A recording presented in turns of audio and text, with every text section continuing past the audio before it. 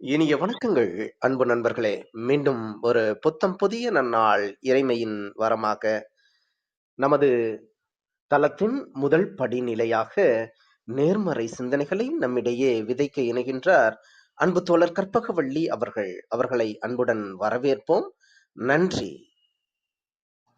அனைவருக்கும் வணக்கம். இப்பிரபஞ்ச வெளியில் நீக்கமற நிறைந்திருக்கும் பரம்பொருளே, உம்மை வணங்குகின்றோம். உந்தன் அளப்பரிய அன்பால் எங்களுக்கு கிடைத்திட்ட பெற்றோர்கள், வழிகாட்டிகள், உற்றார், உறவினர்கள், நண்பர்கள் மற்றும் ஒவ்வொரு உயிருள்ள ஆன்மாக்கள் மற்றும் உயிரற்ற பொருட்களுக்காகவும் மனம் நிறைந்த நன்றி. உந்தன் அபரிமிதமான படைப்பால் இப்பூவுலகு உந்தன் எழில் நிறைந்த இயற்கையாலும் நிறை வளங்களாலும் நீடித்த நலங்களாலும் ஆகச்சிறந்த நேர்மறை எண்ணங்களாலும் இவ்வுன்னத உலகிலும் எங்கள் உயிர் துடிப்புள்ள உள்ளங்களிலும் நீக்கமற நிறைந்துள்ளது.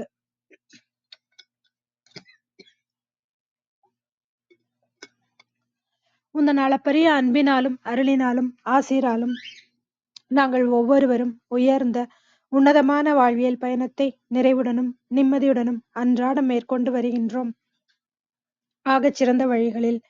இதனால் நாங்கள் இச்சமூகத்தின் இன்றியமையாதவர்கள் என்பதையும், சீரிய வழியில் பயணிக்கும் அளவிற்கு ஆக்கப்பூர்வமான வழிகளில் எங்களை அன்றாடம் புதுப்பித்து வருகின்றோம்.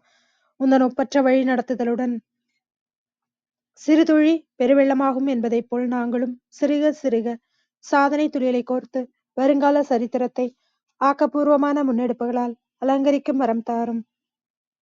அனைவருக்கும் நன்றி, அனைத்திற்கும் நன்றி, ஆண்டவனுக்கும் நன்றி.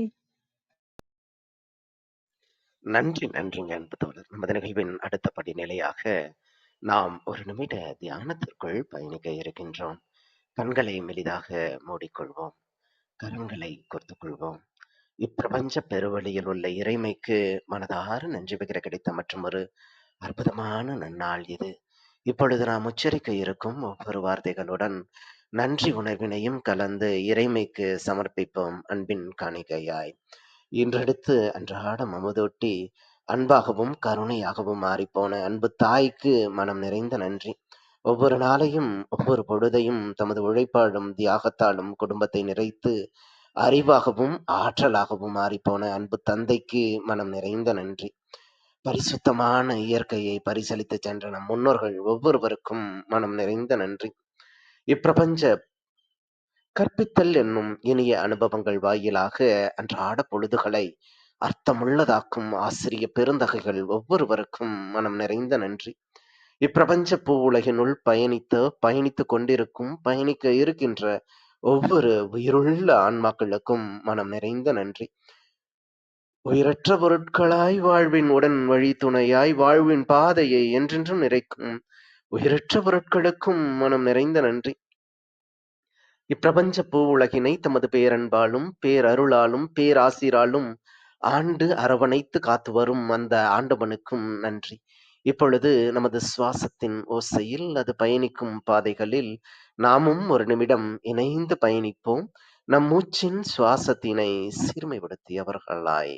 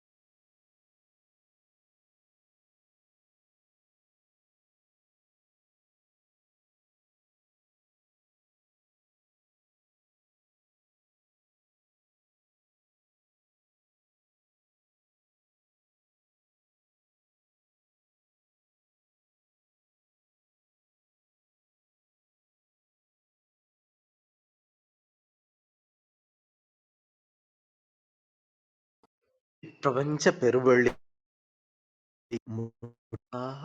பரம்பொருளின் அதிரோடும் வாழ்வியல்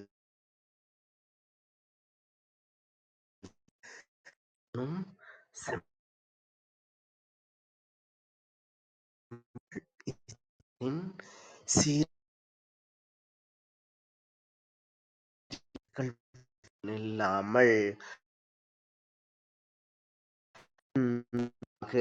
சரித்திரங்களையும் படைப்போம்.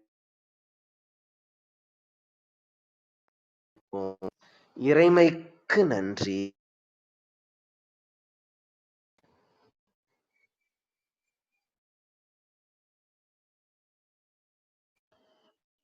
இனிய வணக்கங்கள்.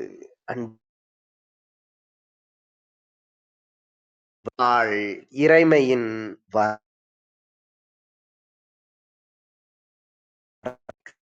உங்கள் உங்க குரல் சரியா கேட்கல தோழர். கொஞ்சம் ரொம்ப விட்டு விட்டு கேக்குது. நன்றி. இப்ப கேக்குதுங்களா? இப்ப தெளிவா இருக்குன்னு நினைக்கிறேன். தொடருங்க. நன்றி நன்றி நன்றி. இனிய வணக்கங்கள் அன்பு நண்பர்களே. மீண்டும் ஒரு புதிய நன்னாள் இறைமையின் வாரமாக நமது தளத்தின் 600வது நாள் நிகழ்விற்கு உங்கள் ஒவ்வொருவரையும் அன்புடன் வரவேற்பதில் பெருமகிழ்வு கொள்கின்றது சரித்திரம் படைப்போம் தளம். இந்த நாள் உங்களுக்கு ஆக சிறந்த நன்னாளாக அமைந்திடவும், நீங்கள் அடியெடுத்து வைக்கும் ஒவ்வொரு முயற்சிகளும் உங்களுக்கு ஆக சிறந்த வெற்றிகளை பரிசளிக்கவும், அன்பின் வாழ்த்துக்களை பகிர்ந்து கொள்வதில் பெருமகிழ்வு கொள்கின்றோம் நாங்கள். அன்பிற்கினிய நண்பர்களே, இந்த வாரம் முழுக்க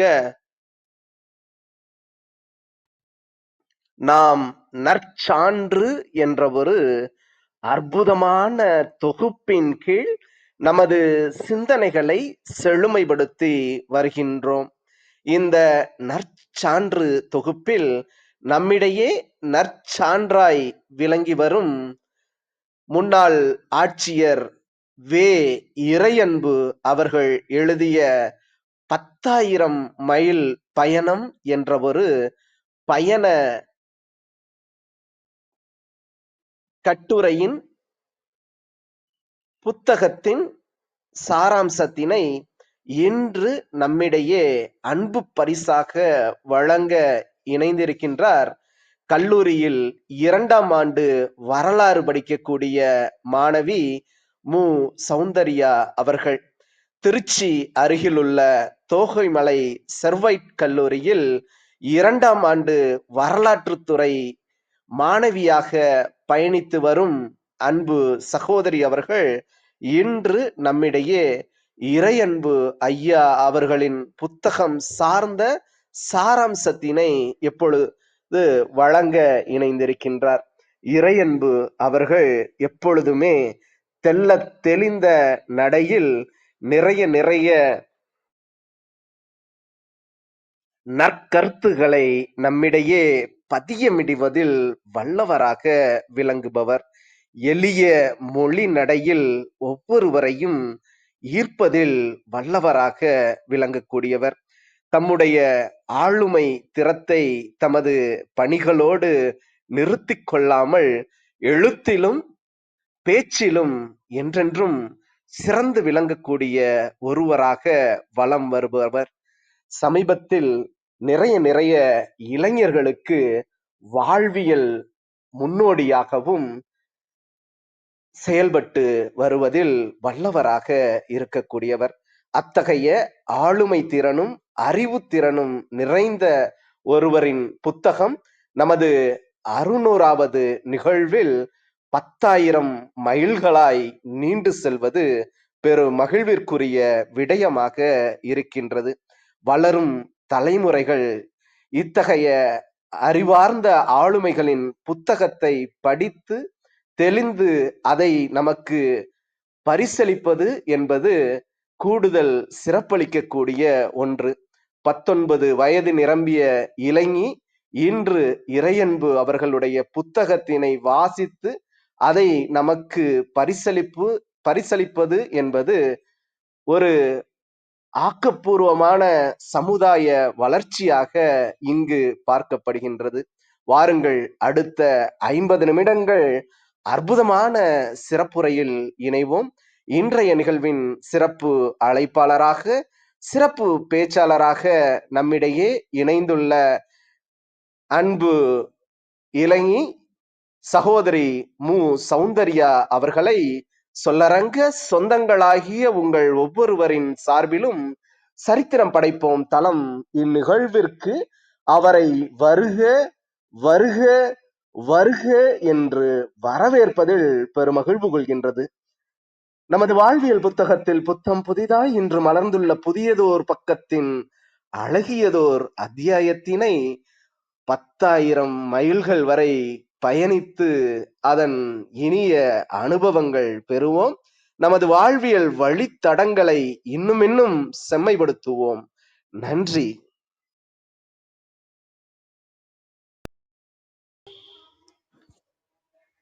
பாதை தொடங்கும் புள்ளியில், நினைவுகள் துவங்கும் நொடியில், ஒவ்வொரு அடியும் புதுமை, விழிகள் காணும் விதிவிலக்கு, காற்றின் குளிரில் கதை, சூரியன் சொல்லும் பாடம், பயணம்தான் வாழ்க்கை, அடிகள் மட்டுமே சாட்சி. இந்த வாழ்க்கை பயணத்தில் ஒரு சிறு பகுதியான இன்றைய பொழுதில் நுழைந்திருக்கக்கூடிய சொந்தங்கள் அனைவருக்கும் இனிய காலை வணக்கங்கள். இன்று மிகச்சிறந்த எழுத்தாளர், கல்வியாளர், சமூக ஆர்வலர் மற்றும் தன்னம்பிக்கை பேச்சாளர் என பன்முகங்களை கொண்டு இளைய தலைமுறையினருக்கு ஒரு மிகச்சிறந்த வழிகாட்டியாக திகழக்கூடிய வே. இறையன்பு ஐயா அவர்களினுடைய 10,000 மைல் பயணம் எனும் நூலினை பற்றிய சில சாராம்ச கருத்துக்களை கூறுகின்றேன். முதலில் வே. இறையன்பு அவர்களை நாம் எல்லோரும் அறிந்திருப்போம். ஒரு சிறந்த நிர்வாக திறமை கொண்டவர், மாவட்ட ஆட்சியராகவும் பல்வேறு துறைகளின், தமிழக அரசினுடைய பல்வேறு துறைகளில் முதன்மை செயலாளராகவும் பணியாற்றிவிட்டு 2023ஆம் ஆண்டு தனது 60 வயதில் நிரம்பிய பிறகு ஓய்வு பெற்றுள்ளார்.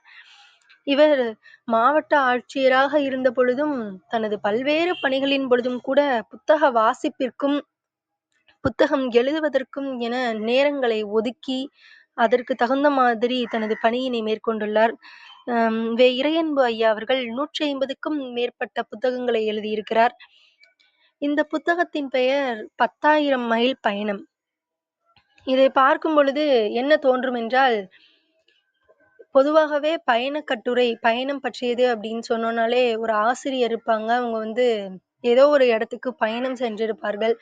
அந்த பயணத்துல அவங்க எந்த நிகழ்வுகள் எல்லாம் பார்த்தார்கள், ரசித்தார்கள், அதில் அவர்களுடைய கருத்துக்கள் இவற்றையெல்லாம் பற்றி தான் கொடுத்திருப்பாங்க.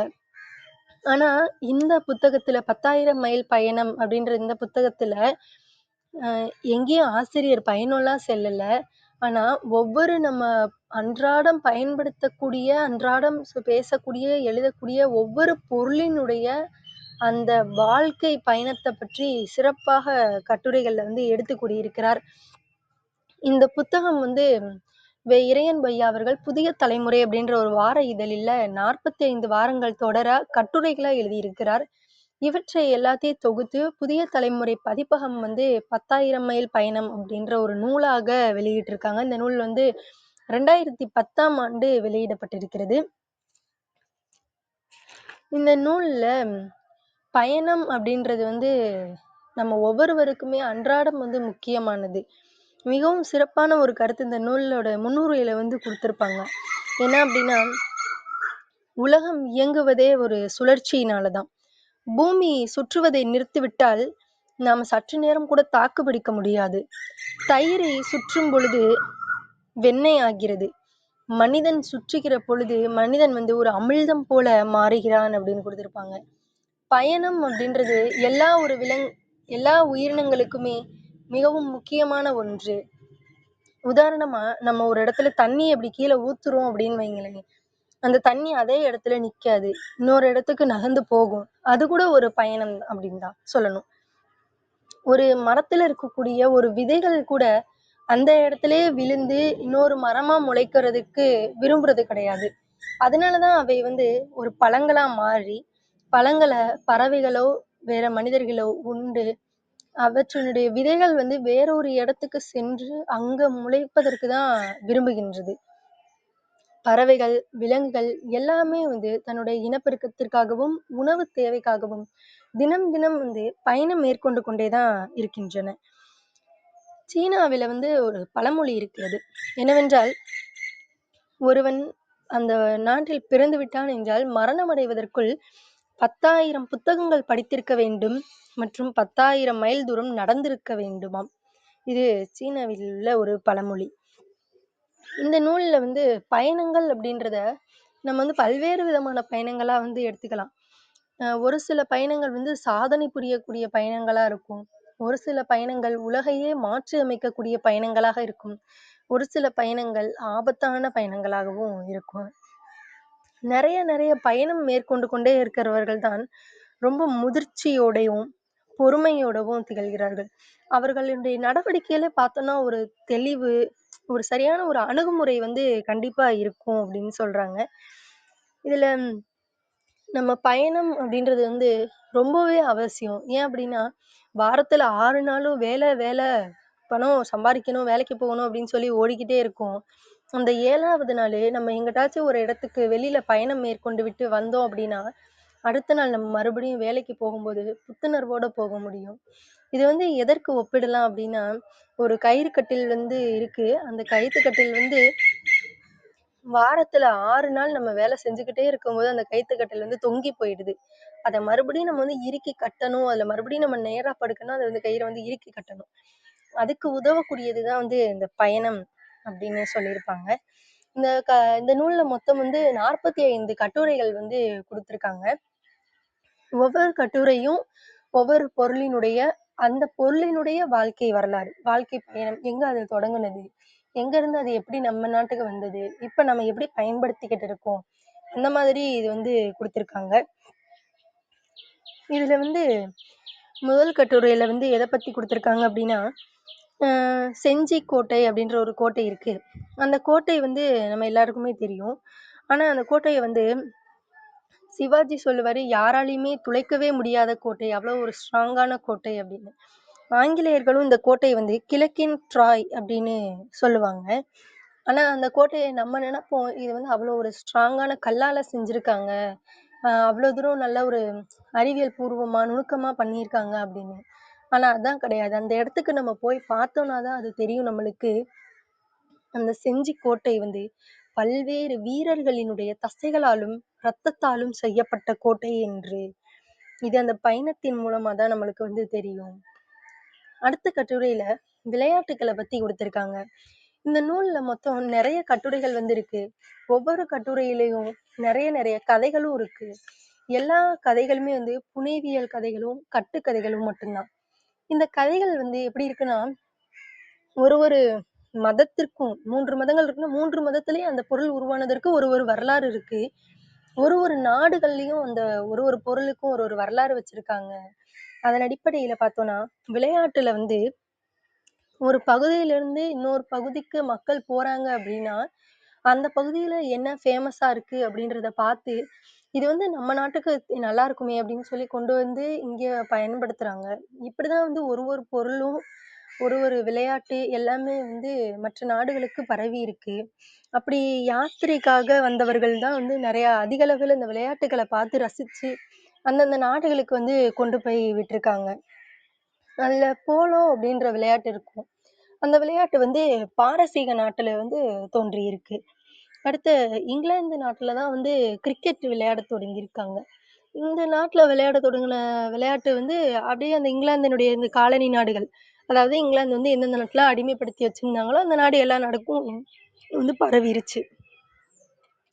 சதுரங்கம் வந்து நம்ம இந்தியால தான் தோன்றியது. இந்த சதுரங்கம் வந்து சதுர் அப்படின்னு சொல்லுவாங்க. சதுர்னா 4 படைகள். அதாவது நம்ம தமிழகத்துல இருந்து அந்த யானைப்படை, குதிரைப்படை, தேர்ப்படை, காலாட்படை. இந்த 4 படைகள் தான் வந்து சொல்லுவாங்க. இந்த சதுரங்கம் உருவானதுக்கு ஒரு மிகச்சிறந்த ஒரு கதை இருக்கு. என்ன அப்படின்னா, சிசா அப்படின்னு ஒரு புத்தி கூர்மையுள்ள ஒரு மனிதர் இருந்தாரு. அவருக்கு அவர் இருந்த அந்த நாட்டினுடைய மன்னன் பேர் வந்து பல்ஹைத். அந்த அரசன் போயிட்டு சிசாட்ட கேட்குறாரு, "நீ வந்து ஒரு அறிவு கூர்மையுள்ள ஒருத்தன் வந்து விளையாடுற மாரி, அறிவு பயன்படுத்தி விளையாடுற மாரி ஒரு விளையாட்டு கண்டுபிடிச்சு குடு" அப்படின்னு சொல்லி கேட்குறாரு.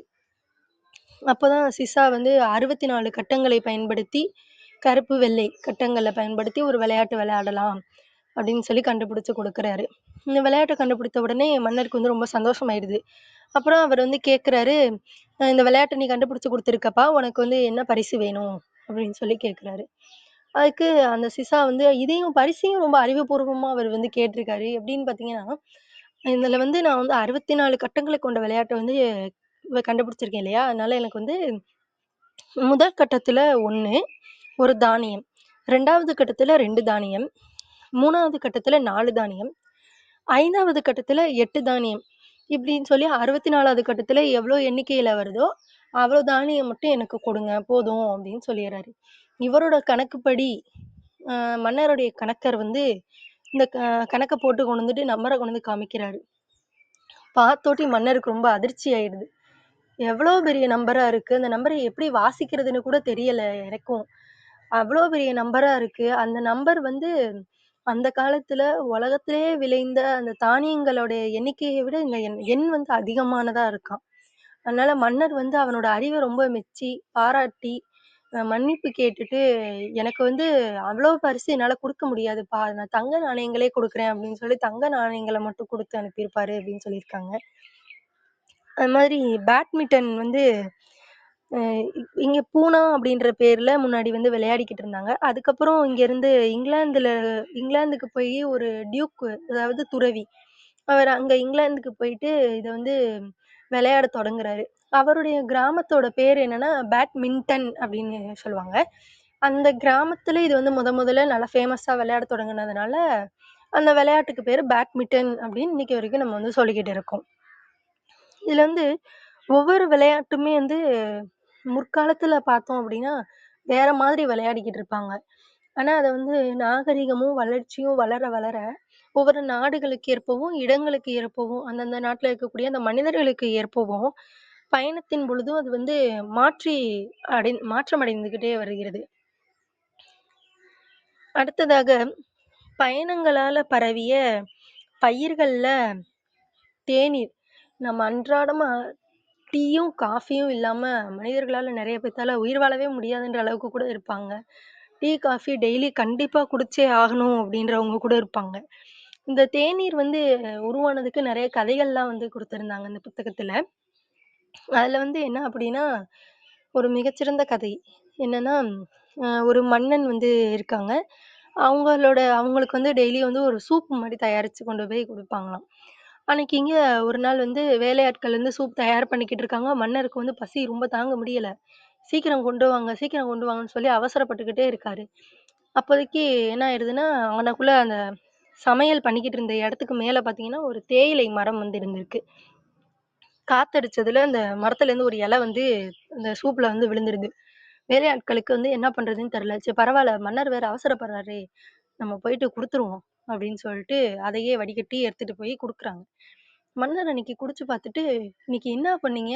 எப்பயும் இருக்கிறத விட இன்னைக்கு ரொம்ப டேஸ்ட்டா இருக்கு. என்ன கலந்தீங்க இதுல? என்னலாம் போட்டீங்க?" அப்படின்னு சொல்லி கேட்குறாங்க. அப்புறம் தான் அந்த வேலையாட்கள் வந்து சொல்றாரு, மன்னா எங்கள வந்து மன்னிச்சுடுங்க. இந்த மாதிரி நாங்க சமையல் பண்ணும்போது அந்த மரத்துலேருந்து ஒரு இலை மட்டும் விழுந்துருச்சு. நீங்க வேற அவசரப்பட்டதுனால, அத அப்படியே எடுத்துட்டு வந்து உங்கள்ட்ட குடுத்துட்டேன். என்னை மன்னிச்சுருங்க. நான் உங்களுக்கு வேற எதுவும் செஞ்சு கொண்டு வரேன் அப்படின்னு சொல்லி சொல்றாரு. இல்லப்பா, இன்னைக்கு எப்பயும் பண்றத விட இன்னைக்கு வந்து ரொம்ப நல்லா இருக்கு அப்படின்னு சொல்லி அந்த இலைய வந்து என்ன இருக்கு அப்படின்றத கண்டுபிடிக்கிறாங்க. அதுதான் வந்து தேயிலையா மாறுது.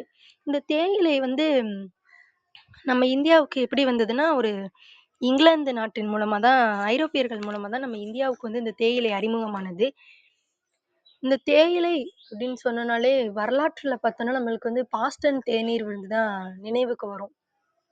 ஏன் அப்படின்னா, 1773ல அமெரிக்காவுல வந்து மக்கள் தேயிலைய வந்து பயன்படுத்துவதற்கும், வாங்குறதுக்கும், விற்பதற்கும் இங்கிலாந்து நாட்டினர் வந்து அதிகமான அளவு வரி வந்து விதித்தார்கள்.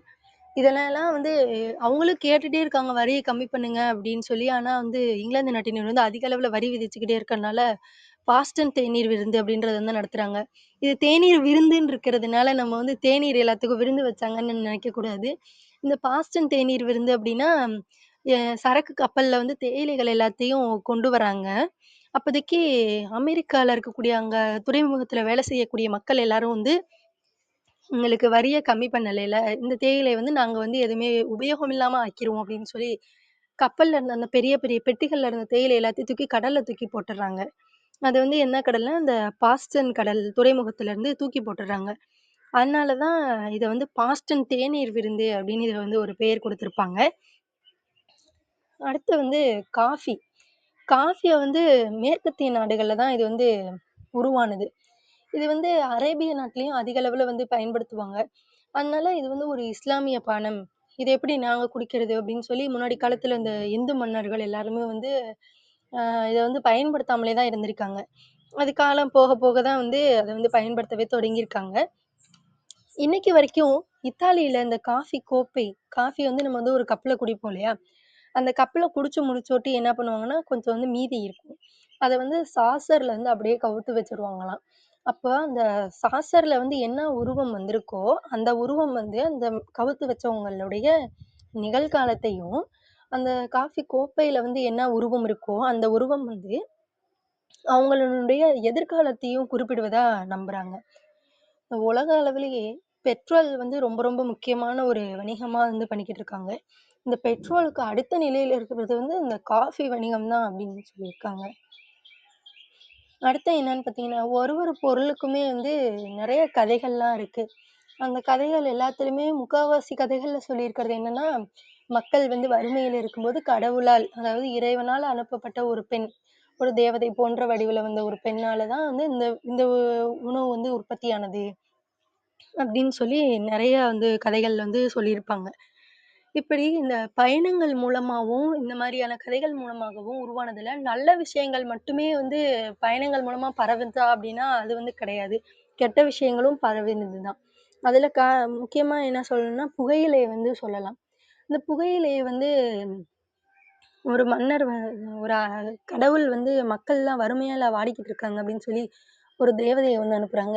அந்த தேவதை வந்து அ பூமியில வந்துட்டு அவங்களுடைய வலது கைய எங்கெங்கலாம் தொட்டாங்களோ, அங்கலாம் வந்து உருளைக்கிழங்கு முளைத்ததாகவும், இடது கைய தொட்ட இடங்களிலெல்லாம் முட்டைக்கோஸ் வந்து வளர்ந்ததாகவும், அவங்க வந்து கொஞ்ச இது மாரியெல்லாம் நெறைய பணிகள்லாம் செஞ்சு முடிச்சுட்டு போய் கொஞ்ச நேரம் உட்கார்ந்துட்டு, அப்புறமா ரெஸ்ட் எடுக்குறாங்க. அப்படி உட்கார்ந்து இருந்துட்டு, அதுக்கப்புறம் எந்திரிச்சு அவங்க போகும்போது, அவங்க உட்கார்ந்த இடத்துல இருந்து புகையிலை முளைத்ததாகவும் வந்து சொல்லுவாங்க. இந்த புகையிலையில வந்து ஆண்டுக்கு 54,00,000 பேர் வந்து உயிரிழக்கிறார்கள். அப்படின்ற கருத்து பதிவு செய்ய வேண்டியது தான். புகையிலை வந்து போர்ச்சுகீசியர்கள் மூலமாக தான் இந்த ஜப்பான், இந்தியா நம்ம நாட்டிலேயும் போர்ச்சுகீசியர்கள் தான் முதல்ல புகையிலைய வந்து அறிமுகப்படுத்தினார்கள். அடுத்து பார்த்தோம்னா, சாக்லேட்டு. சாக்லேட்னா இன்னைக்கு எல்லா குழந்தைகளுக்குமே வந்து ரொம்பவுமே பிடித்தமான ஒரு உணவு தான். இந்த சாக்லேட்டுல பயன்படுத்தக்கூடிய ஒரு முக்கியமான பொருள் என்னன்னா, கொக்கோ அப்படின்னு சொல்லுவாங்க. இந்த கொக்கோ வந்து கிமு 1400லயே பயிரிட்டுருக்காங்க. அப்போதைக்கு இந்த கொக்கோ வந்து மதுபானத்திற்கு தான் வந்து பயன்படுத்தப்பட்டிருக்கலாம் அப்படின்னு சொல்லி கண்டுபிடிச்சிருக்காங்க. இந்த சாக்லேட் வந்து முதல்ல 1657ல லண்டன்ல தான் சாக்லேட்டுக்குன்னு ஒரு கடை வந்து தொடங்கியிருக்காங்க. ஆனா இன்னைக்கு உலகம் முழுக்கவுமே சாக்லேட் வந்து பரவி இருக்கு. அடுத்து பார்த்தீங்கன்னா, உப்பு. உப்பு இல்லாம உணவே கிடையாது. "உப்பில்லா பண்டம் குப்பையிலே" அப்படின்னு சொல்லுவாங்க. அந்த மாதிரி உப்பு வந்து நமக்கு அன்றாட வாழ்க்கையில தினமுமே ரொம்ப ரொம்ப முக்கியமான ஒன்றா வந்து மாறியிருக்கு. இந்த உப்ப வந்து பழைய காலத்துல வந்து எப்படி முன்னாடி வந்து என்ன பண்ணுவாங்கன்னா, சம்பளம் அப்படின்னு இன்னைக்கு நம்ம வந்து சொல்றோம் இல்லைங்களா? அந்த சம்பளம் அப்படின்றத பிரிச்சோம்னா, சம்பா கூட்டல் அலம் அப்படின்னு வரும். சம்பான்னா சம்பா நெல்லும், அலம்னா உப்பு. இது 2யும் தான் வந்து சம்பளமா, ஊதியமா வந்து குடுப்பாங்க. ஒரு பணி செய்றோம்னா, அதுக்கு வந்து இன்னைக்கு வந்து காசு குடுக்குறாங்கன்னா, இதுக்கு முன்னாடி வந்து இந்த சம்பா நெல்லும், உப்பும் கொஞ்சம் கொஞ்சம் வந்து குடுப்பாங்க. இதுதான் வந்து சம்பளம் அப்படின்னு இன்னைக்கு வரைக்கும் நம்ம வந்து சொல்லிக்கிட்டு இருக்கோம். இந்த உப்புக்கு வந்து எவ்வளோ ஒரு மதிப்பா இருந்திருக்குன்னு பாருங்களேன். கிரேக்கத்துல வந்து அடிமைகள் வியாபாரம் வந்து அதிக அளவுல நடக்கும். இந்த அடிமைகளுடைய வியாபாரத்துக்கு ஒரு அடிமைகளுடைய எடைக்கு எடையா உப்ப வந்து குடுத்துட்டு வாங்கிட்டு போயிருக்காங்க. அந்த அளவுக்கு உப்பு வந்து தங்கத்துக்கும், பணத்துக்கும் மேல உப்பு வந்து மதிக்கப்பட்டிருக்கு. அதுபோல இந்த உப்பு வந்து லிவர்பூல் அப்படின்ற ஒரு சின்ன துறைமுகத்துல தான் வந்து முதல்ல ஏற்றுமதி செய்யப்பட்டது. அந்த துறைமுகம் நாளடைவில பார்த்தா ஒரு பெரிய துறைமுகமாகவே வந்து மாறிடுச்சு. உப்பு வந்து அமெரிக்க வரலாற்றிலயும், நம்ம இந்தியாவினுடைய சுதந்திர போராட்டத்திலயும் ரொம்ப முக்கியமான பங்கு வகித்தது. இந்த உப்பு சத்தியாகிரகம் அப்படின்ற பேர்ல.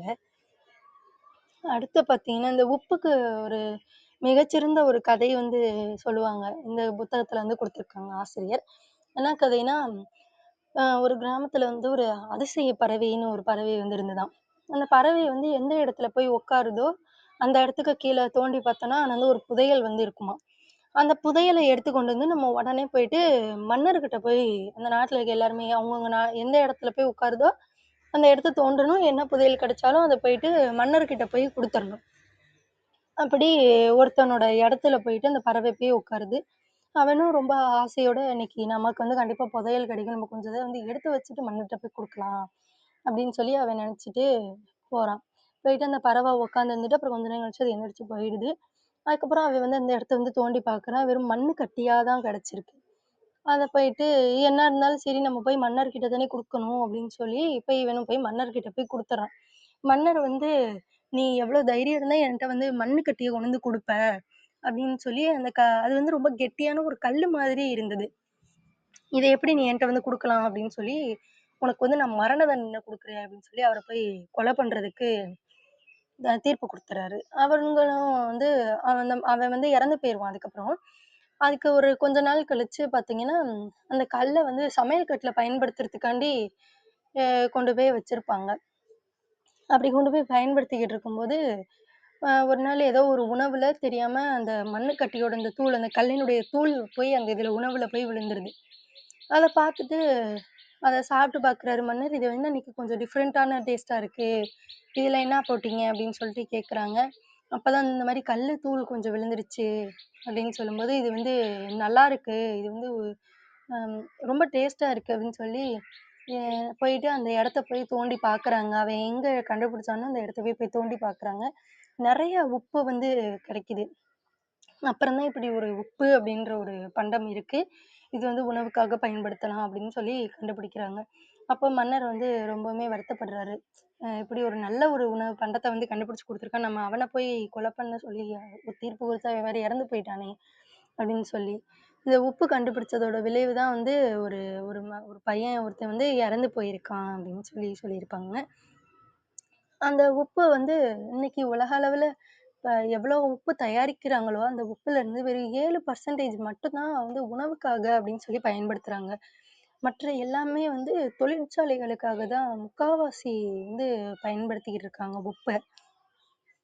அடுத்து வந்து கரும்பு. கரும்போட பயணம் பார்க்கலாம் அப்படின்னா, கரும்பு அப்படின்னு சொன்னனாலே அடிமை தொழில் தான் வந்து நினைவுக்கு வரும்.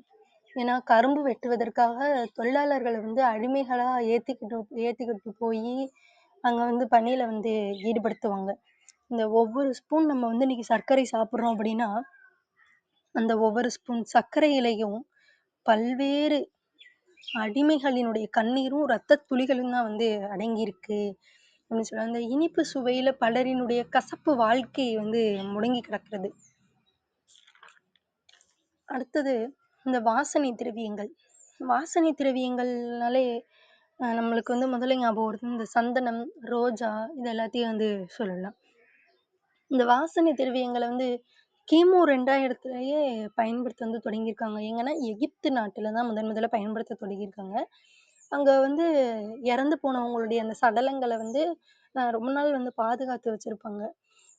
அது வந்து அந்த மம்மிகள் மேலயும், அந்த மாதிரி போடுவதற்கும் வந்து இந்த வாசனை திரவியங்கள பயன்படுத்தியிருக்காங்க. புதைக்கிறதுக்கு முன்னாடியும் இந்த வாசனை திரவியங்கள வந்து பயன்படுத்தியிருக்காங்க.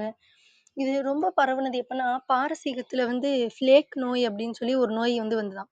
அப்போதைக்கு எல்லாத்துக்கும் நோய் பரவக்கூடாது அப்படின்றதுக்காண்டி, இந்த பொதுவான குளியலறைகள் எல்லாத்தையும் வந்து மூடிர்றாங்க. அப்ப மக்களுக்கு வந்து வேற போய் குளிக்கிறதுக்கு எங்கேயுமே போயிட்டு இடம் கிடையாது. அதனால என்ன பண்றாங்கன்னா, இவங்க வந்துட்டு குளிக்க முடியல. அதனால வந்து இந்த வாசனை திரவியங்கள் எல்லாத்தையும் எடுத்து மேல வந்து அப்பிக்க தொடங்குறாங்க. அப்படி அவங்க வந்து நாற்றத்த போக்கணும் அப்படின்றதுக்காண்டி உடல் முழுவதும் இந்த நறுமண திரவியத்த வந்து பூசிக்கிட்டாங்க அப்படின்னு வந்து சொல்லியிருப்பாங்க. இந்த மிளகு, சந்தனம் இது போன்ற இந்த வாசனை திரவியங்களுக்காக தான் ஐரோப்பியர்கள் வந்து நம்ம இந்தியாவுக்கு வந்திருக்காங்க அப்படின்னா, அதையும் வந்து நம்ம வந்து கண்டிப்பா தெரிஞ்சுக்க வேண்டிய ஒரு விஷயம் தான். அடுத்து வந்து ரோஜா. ரோஜா அப்படின்னாலே அது வந்து காதலின் சின்னமா தான் விளங்குகிறது. இந்த ரோஜா வந்து கிமு 1600ல கிரேக்கத்துல வந்து முதல்ல பயிரிட்டுருக்காங்க. இந்த ரோஜா மலர் வந்து ஐரோப்பியர்கள் முதல்ல வந்து வெறுத்துருக்காங்க. இது வந்து கடவுளுக்கு எதிரான ஒரு பூ மலர். இத வந்து நாங்க பயன்படுத்த மாட்டோம் அப்படின்னு சொல்லியிருக்காங்க. ஆனா இதுக்கப்புறம் கொஞ்சம் கொஞ்சமா போக போக அது வந்து ஒருவரோட மனதிலயும் வந்து நிலைத்து நிற்க ஆரம்பிச்சு விட்டது. அடுத்த உணவுல அப்படின்னு பார்த்தோம்னா, தக்காளி சொல்றாங்க. நம்ம இன்னைக்கு வந்து தக்காளி இல்லாத ஒரு உணவே கிடையாது அப்படின்னு கூட சொல்லலாம். ஏன்னா, எல்லா உணவுலயும் தினம் தினம் நம்ம வந்து தக்காளிய வந்து பயன்படுத்திக் கொண்டே தான் இருக்கோம். அப்படி இந்த தக்காளி வந்து முன்னாடி காலத்துல இல்லாமலே உணவு இருந்திருக்கு அப்படின்னா, அது வந்து நம்மளால நெனச்சு கூட பார்க்கவே முடியல. ஒரு காலத்துல பார்த்தோம்னா, தக்காளியோட விலை வந்து தலைப்புச் செய்தியா வர அளவுக்கு இருக்கும். இன்னொரு காலத்துல விவசாயிகள் வந்து அத அறுவடை பண்ணாம வயல்லயே வச்சு உழுதுருவாங்க. அந்த அளவுக்கு மோசமான விலையாவும் இருக்கும். இந்த தக்காளிய சாப்பிடுறதுக்கு நம்மளுக்கு வந்து அமெரிக்க நாடுகள்ல இருந்து தான் நமக்கு வந்து தக்காளி வந்து கிடைச்சிருக்கு. முன்னாடி அமெரிக்கர்களே வந்து இந்த தக்காளிய பயன்படுத்துறதுக்கும் ரொம்பவே பயந்துருக்காங்க. இது வந்து ஒரு விஷக்காய். இத வந்து பயன்படுத்தக்கூடாது. பயன்படுத்தினா நம்ம வந்து இறந்து போயிருவோம். இப்படிலாம் கூட சொல்லியிருந்திருக்காங்க. ஐரோப்பியர்களும் மிகவுமே வந்து பயந்தாங்க. அப்போதைக்கு தான் வந்து அமெரிக்கர்கள் பயன்படுத்த தொடங்கிய பிறகு, ஒரு அமெரிக்க நாட்டை சேர்ந்தவர போயிட்டு ஐரோப்பா கண்டத்தில போய் உட்காந்து, "நான் வந்து இந்த கூடை நெறைய தக்காளி எல்லாத்தையும் சாப்பிடுறேன். எனக்கு ஒண்ணும் ஆகல அப்படின்னு நான் நல்லா இருக்கேன் அப்படின்னா, நீங்களும் இந்த தக்காளிய வந்து பயன்படுத்துங்க." அப்படின்னு சொல்லி சொல்றாரு. அப்பதான் சரின்னு சொல்லி இவர் வந்து சாப்பிட தொடங்குறாரு. ஆனா, அங்க இருக்க ஐரோப்பிய நாட்டுல இருக்கக்கூடிய அந்த மக்கள் எல்லாரும் வந்து, "சாப்பிடாதீங்க. நீங்க வந்து இறந்து போயிருவீங்க. உங்களுக்கு வந்து ரத்த கொக்கி வந்துரும். வாயிலேருந்து நுரை வரும்." அப்படிலாம் நெறையா சொல்லியிருக்காங்க. ஆனா, இவர் வந்து நம்பவே கிடையாது. "இது வந்து நல்ல பழம் தான். சாப்பிடலாம்." அப்படின்னு சொல்லி அ சாப்பிட்டு காமிக்கிறாரு. அதுக்கப்புறம் தான் வந்து ஐரோப்பியர்கள் வந்து சாப்பிடவே தொடங்கியிருக்காங்க. இன்னைக்கு வந்து இந்த தக்காளிக வந்து சாஸு, கெட்சப் அப்படின்ற ஒரு பல்வேறு வடிவங்கள்ல நம்ம வந்து செய்து சாப்பிட்டு கொண்டு தான் இருக்கிறோம். தினம் தினம் தக்காளி இல்லாத ஒரு உணவே கிடையாது அப்படின்னு கூட நம்ம வந்து சொல்லலாம். அந்த இதுல பார்த்தீங்கன்னா, மக்காச்சோளத்த பத்தி குடுத்துருக்காங்க. மக்காச்சோளத்துல வந்து அமெரிக்கர்கள் தான் முதல்ல வந்து பயிரிட்டாங்க. இந்த மக்காச்சோளத்துல வந்து முன்னாடி வந்து ரொட்டி, சூப்பு, புட்டு, கார்ன்ஃப்ளேக்ஸ் அப்படின்னு சொல்லக்கூடியது. இது எல்லாம் தயாரிக்கிறதுக்கு மக்காச்சோளத்த தான் வந்து பயன்படுத்துனாங்க. அ இதுக்கு ஒரு கதை சொல்லுவாங்க. என்ன அப்படின்னா, அ சாக்கு அப்படின்னு பழங்குடியினம் மக்கள் வந்து இருந்திருக்காங்க. அந்த பழங்குடியின ஆண்கள்ட்ட வந்து வானத்திலருந்து 2 தேவதை வந்து ஒரு தேவதை வந்து இறங்கி வந்தாங்களாம். அப்போதைக்கு 2 ஆண்கள் உட்காந்து மான் கறி சமைத்துக் கொண்டிருந்தார்களாம். அந்த மான் கறிய வந்து அந்த தேவதை வந்தோட்டி தேவதைக்கும் குடுத்தாங்களாம். அந்த தேவதை சாப்பிட்டுட்டு, பூமியில 2 கையையும் வச்சு இப்படி தடவி குடுத்துட்டு, "இந்த இடத்த நீங்க வந்து 1 வருஷம் கழிச்சு வந்து பாருங்க." அப்படின்னு சொல்லிட்டு போனதா சொல்லுவாங்க. அந்த இடத்துல அவங்க வந்து 1 வருஷம் கழிச்சு வந்து பார்த்தப்ப தான் மக்காச்சோளமும், பீன்ஸும் வளர்ந்திருந்தது அப்படின்னும் ஒரு கதை வந்து சொல்லப்படுகிறது. கோதுமை கோதுமைன்றது வந்து ஐரோப்பால இருந்து தான் அமெரிக்காவுக்கே வந்து பரவுனது. ஒரு உணவுமே வந்து பல்வேறு மாற்றங்கள் வரலாற்றுல வந்து ஏற்பட்டிருக்கு. மனிதன் வந்து வளர்ச்சி அடைந்து கொண்டே இருந்தான். எப்படின்னா, முதல்ல வந்து இலைதழைகள சாப்பிட்டான். அப்புறம் காய்கள சாப்பிட்டு அது நல்லா இல்ல. அதுக்கப்புறம் தான் அந்த காய்களுக்குள்ள இருக்கக்கூடிய அந்த சிகப்பு கலர்ல இருந்த அந்த பழங்கள சாப்பிட தொடங்குனான். இப்படிதான் மனிதன் வந்து ஒரு உணவு முறையும் வந்து மாற்றிக்கொண்டே வந்தான் அப்படின்னு சொல்லியிருப்பாங்க. இதுல இந்த உருளைக்கிழங்கு வந்து ரொம்பவுமே வந்து முக்கியமானது. ஏன்னா, இன்னைக்கு நம்ம வந்து நெறைய பேத்துக்கு வந்து உருளைக்கிழங்குனா ரொம்ப ரொம்ப பிடிச்ச ஒரு உணவு. இந்த உருளைக்கிழங்கு தான் வந்து 1789ல நடந்த பிரெஞ்சு புரட்சிக்கு ஒரு அடித்தளம் காரணம்னு கூட முக்கியமான காரணம்னு கூட சொல்லலாம். அந்த அளவுக்கு ஒரு முக்கியமானது தான் வந்து உருளைக்கிழங்கு. அடுத்து வந்து ஓட்ஸு. இந்த மக்காச்சோளம், பார்லி, கோதுமை இந்த மாதிரி ஒரு சின்ன ஒரு பயிர் வகை தான் வந்து ஓட்ஸ் அப்படின்னு சொல்லுவாங்க. இது எல்லாம் வந்து முன்னாடி காலத்துல கஞ்சி அந்த மாரி செஞ்சு வந்து உணவா வந்து சாப்பிட்டுருக்காங்க மக்கள் வந்து. இந்த அடுத்து வந்து பார்த்தோம்னா அரிசி. அரிசிய வந்து மெகஸ்தனிஸ் அப்படின்றவர் வந்து வெளிநாட்டுலேருந்து ஒரு பயணி சந்திரகுப்த மௌரியருடைய அவைக்கு வந்து வந்திருப்பாரு. அவரு வந்து அவருடைய குறிப்புல சொல்லியிருப்பாரு, "இந்தியர்கள் எல்லாருமே வந்து ரொம்ப சொற்ப அளவு கொஞ்சமா தான் வந்து சாப்பிடுறாங்க. ரொம்ப ஆனந்தமா வாழ்கிறார்கள். அரிசி தான் அவர்களுடைய உணவா இருக்கு.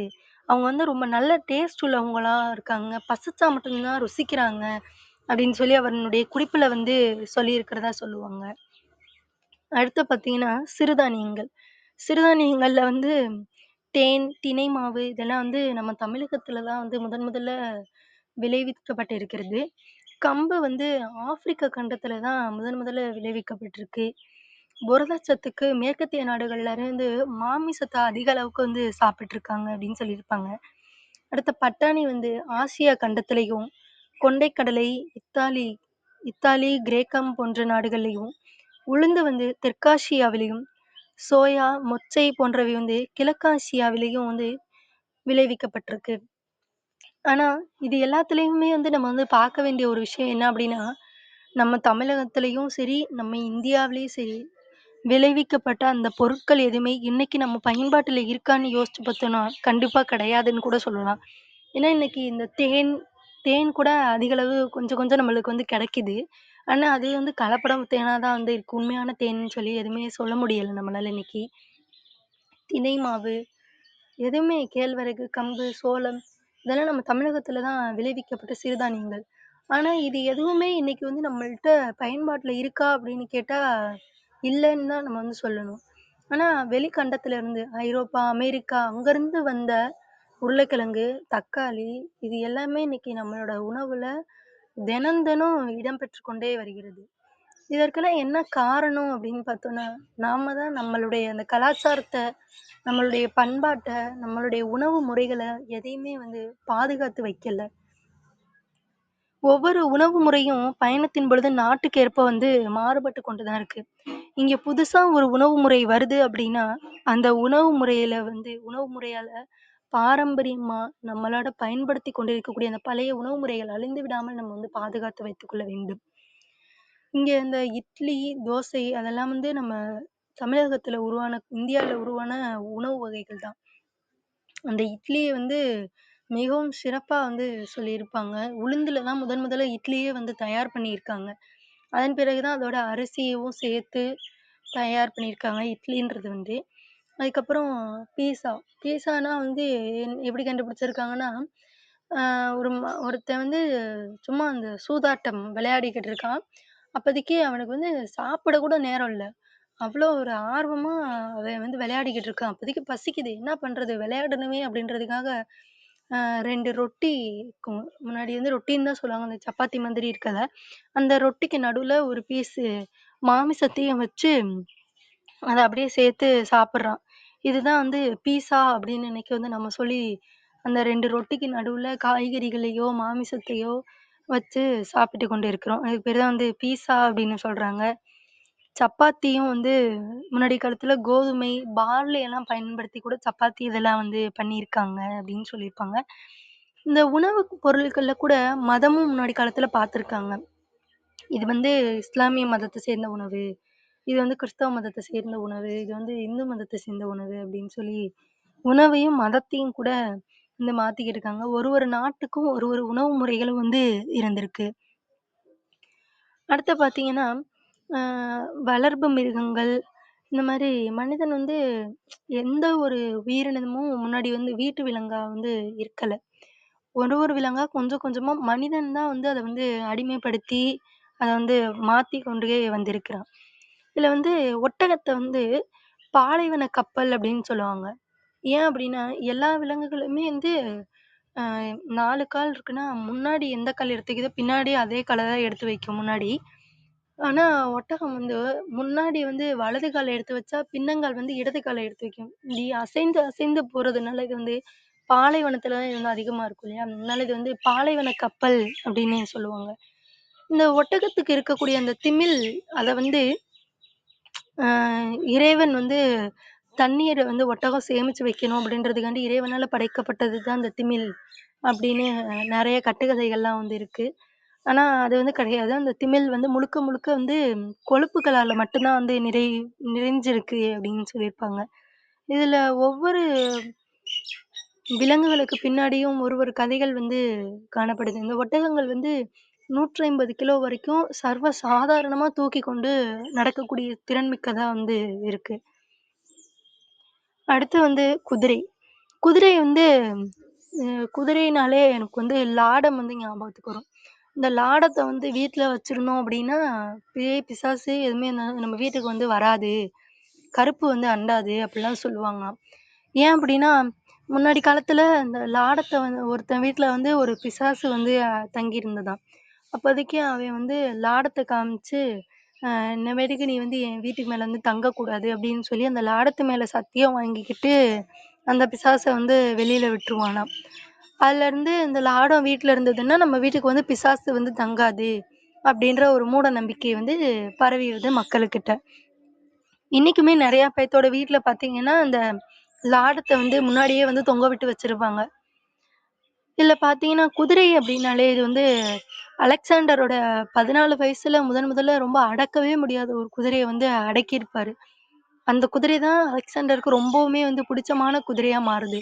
அவர் வந்து எப்படி அடக்குறாருன்னா, அந்த குதிரைய வந்து அதோட நிழல பார்த்து அதுவே வந்து பயப்படுது. அத வந்து அலெக்சாண்டர் புரிஞ்சுக்கிறாரு. அத புரிஞ்சுகிட்டு அவருடைய அந்த தலைய வந்து குதிரையோட தலைய திருப்பி, அத வந்து பயமுறுத்தி அந்த குதிரைய வந்து அடக்குறாரு அப்படின்னு சொல்லியிருப்பாங்க. இந்த குதிரைய வந்து இந்தியால இருக்கக்கூடிய அந்த போரஸ் அப்படின்ற மன்னர் கூட தான் அலெக்சாண்டர் வந்து போர் செய்வாரு.